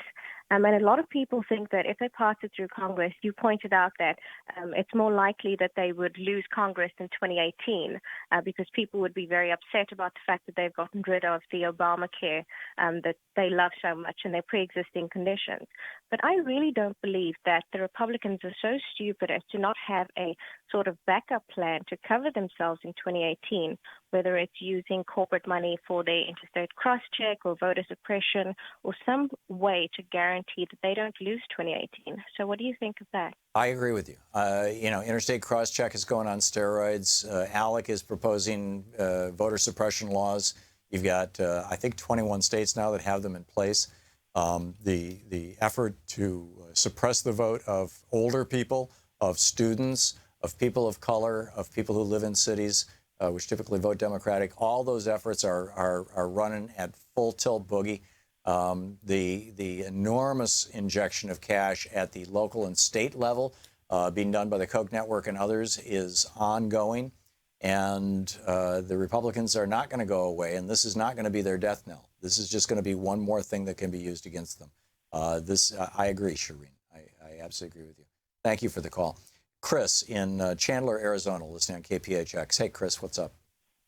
Hey, Tom, I'd just like to put in my 2 cents on the pre-existing condition. I've been a very healthy person all my life. I never missed a day of school in junior high and high school. I even got awards for it.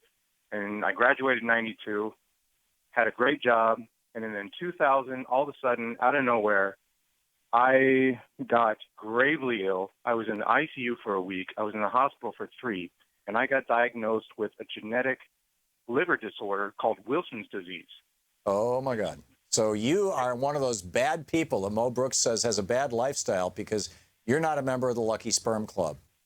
I am exactly that person.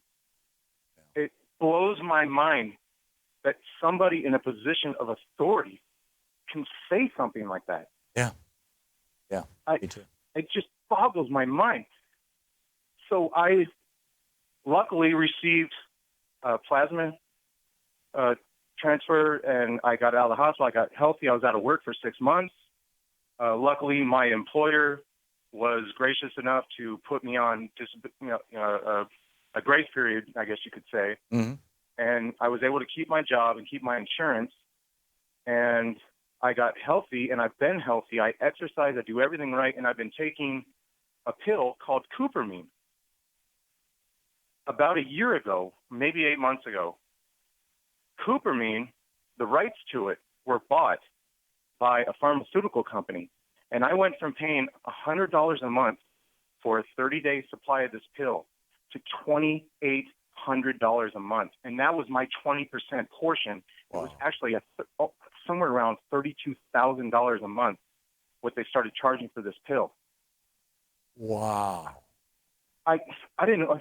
I'm buying pharmaceuticals from Canada now. Yeah. The generic version of Cupramine is depenicillamine, and it comes out of Thailand. Right. It's just astonishing to me how these legislators can't look at even my small example of the 330 million people in this country. Right. And the 115 million of us, or 114 million of us with pre-existing conditions. It is mind-boggling, Chris, and thanks for sharing your story. It's a good one. It's a really good one. But the Republicans don't care. They just want to make sure that they get rid of that 3% tax on capital gains that the billionaires are having to pay, and they're very, very upset about it. Chris, thanks for the call. You're listening to Thom Hartmann. Visit thomhartmann.com for audio and video archives. Back with more of your calls after this.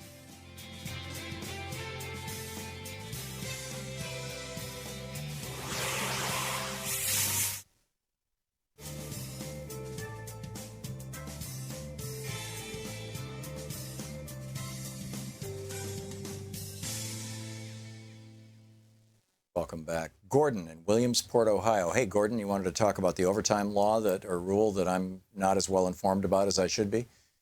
Yeah, I was a correction officer for 25 years, and I'm going to tell you about comp time. Manager reserves the right to manage, and what they're going to do with this comp time is, okay, we'll authorize your comp time, but when it comes up to the day that you want off, they can notify you and say you're canceled. And people need to really understand about this overtime crap. See, if this came out of a Republican legislature, there's got to be a gotcha. There's got to be a way that it benefits employers and screws employees.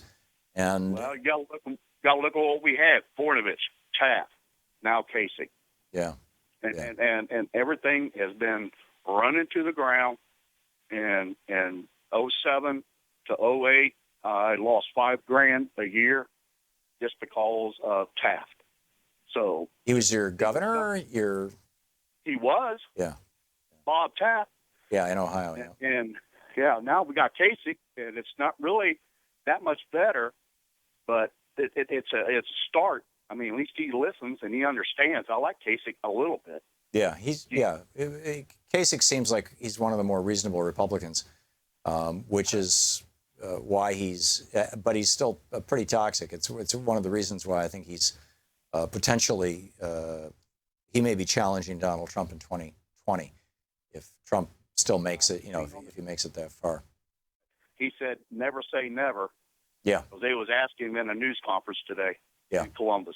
Yeah, I'm not surprised. Anyway, Hey, thanks for your do, guy. I just Thank- want to let you know about what's going on with this overtime. Yeah. Because management reserves the right to manage, and they're going to use that comp time and say no. Yeah, I got it. Gordon, thank you. Thank you very much. Ingrid in Corona, California. Hey, Ingrid, thanks for watching Free Speech TV. What's up? Hey, Tom, first-time caller, long-time listener. Thank I'm calling about a Measure C that's happening in, going to be up for a vote on May 16th in Los Angeles. Mm-hmm. It's supposed to be about police reform, but really it's about giving the police officers more license to kill. And just so you know, here in Southern California and Los Angeles particularly, within just the first few months of this year, the police killings have gone up 30%. And this Measure C is only going to make them more aggressive in their handling of people. And just so your audience can know, I've gone to a lot of LA police commissioner meetings, and you know what happens during the meeting?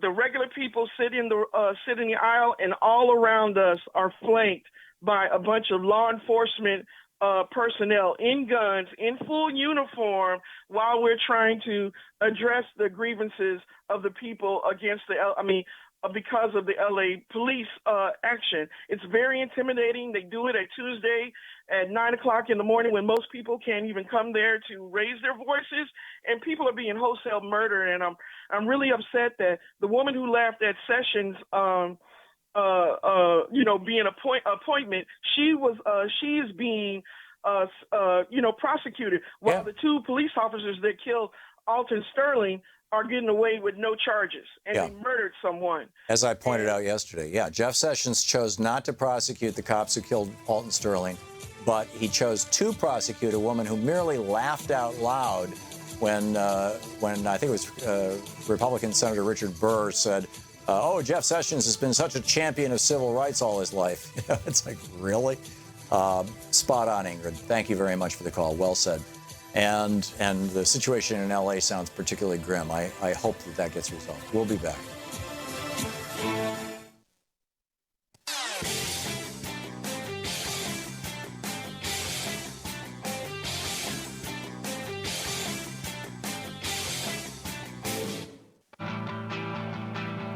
Welcome back. Thom Hartmann here with you. The American Medical Association says this bill is, they say no, right? The AARP, no, to the Republicans on this. Virtually all the medical organizations, which, by the way, all supported Obamacare, they're all saying to Trump care, no, this sucks.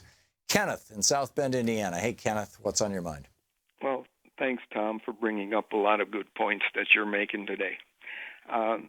And always. Thank you. What really irks me is that the people don't understand. Like us coming in the lower 98%. Gerrymandering, number one, and then they voted out Hillary, and I said, well, okay, at least they're smart enough that they should pick up and vote in, somebody that isn't in there, especially in the red states, because we are totally wiped out right now. We are not going to get anywhere. Gerrymandering is a big portion of the problem, and totalitarian government will never be a democracy. It can't be. Yeah. Thank you very much for taking my call. You're welcome, Kenneth. Thank you for your comments. Sharon in Crystal Lake, Illinois. Hey, Sharon, what's on your mind? Well, I am 69 years old. I have lived the American dream. I am so upset by what is going on. Everything is a mess. And I'm ready for a full-scale revolution. Yeah, well, let's do it at the ballot box. Let's do it at the ballot box. I do, Tom. A lot of us do. But when are people going to wake up to what's going on? Well, there are hundreds of millions of dollars being poured.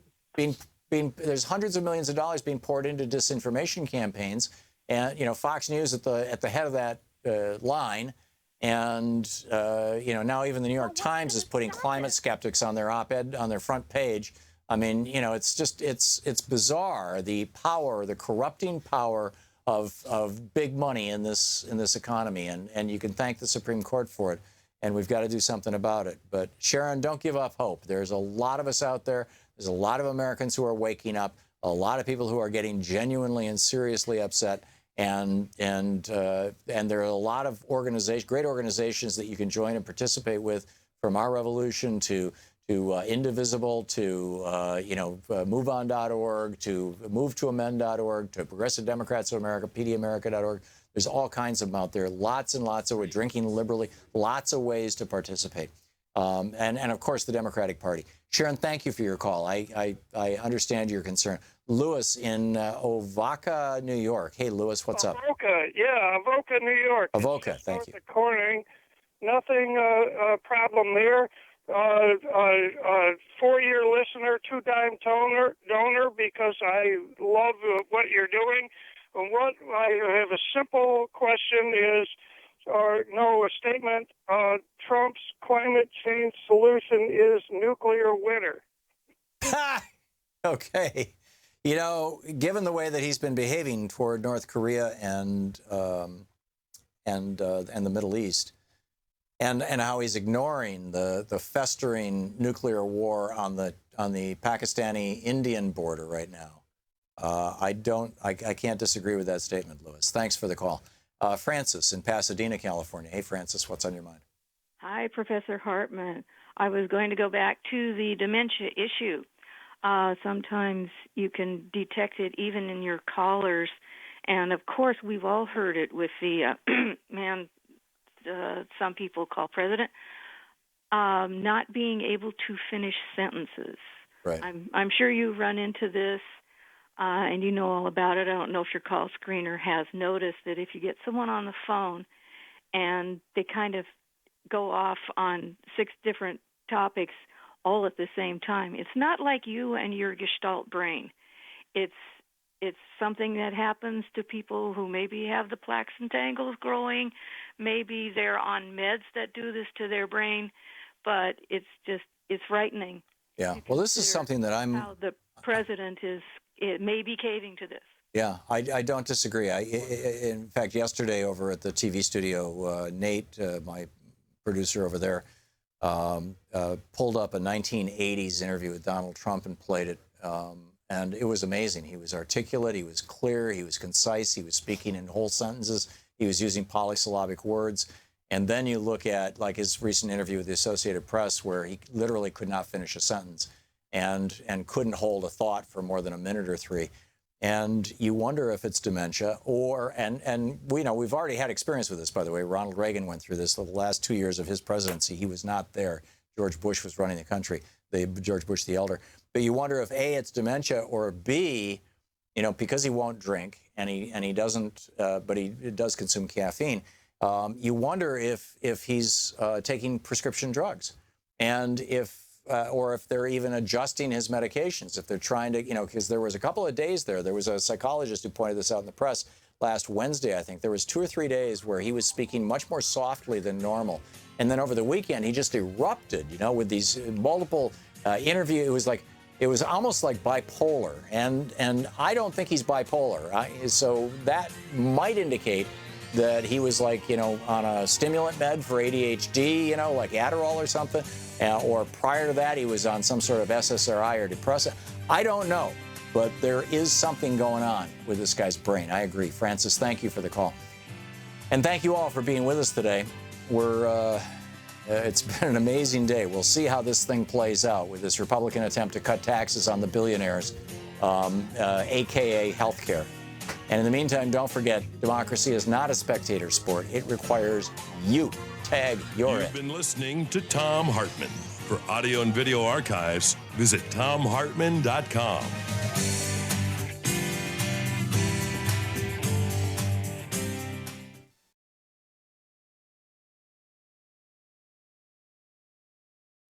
The Thom Hartmann Program is brought to you in part by the Aiden Forecast, an investment newsletter with weekly updates of leading market indicators and a monthly deep dive into what the details of the economy and the markets mean for investors and retirees. On the web at aidenmarkets.com. Wines have some of the highest pesticide levels in our food chain. This hour brought to you by ecowine.com. Pesticide-free wines, organic wines, imported from France by the Organic Wine Company, ecowine.com. The Thom Hartmann Program is brought to you in part by Super Beets. Super Beets are sourced from non-GMO beets. And they're packed with dietary nitrates, helping to produce nitric oxide for more energy, stamina, and support for healthy blood pressure levels naturally. For more information, call 800-223-8242 or visit freespeechbeats.com.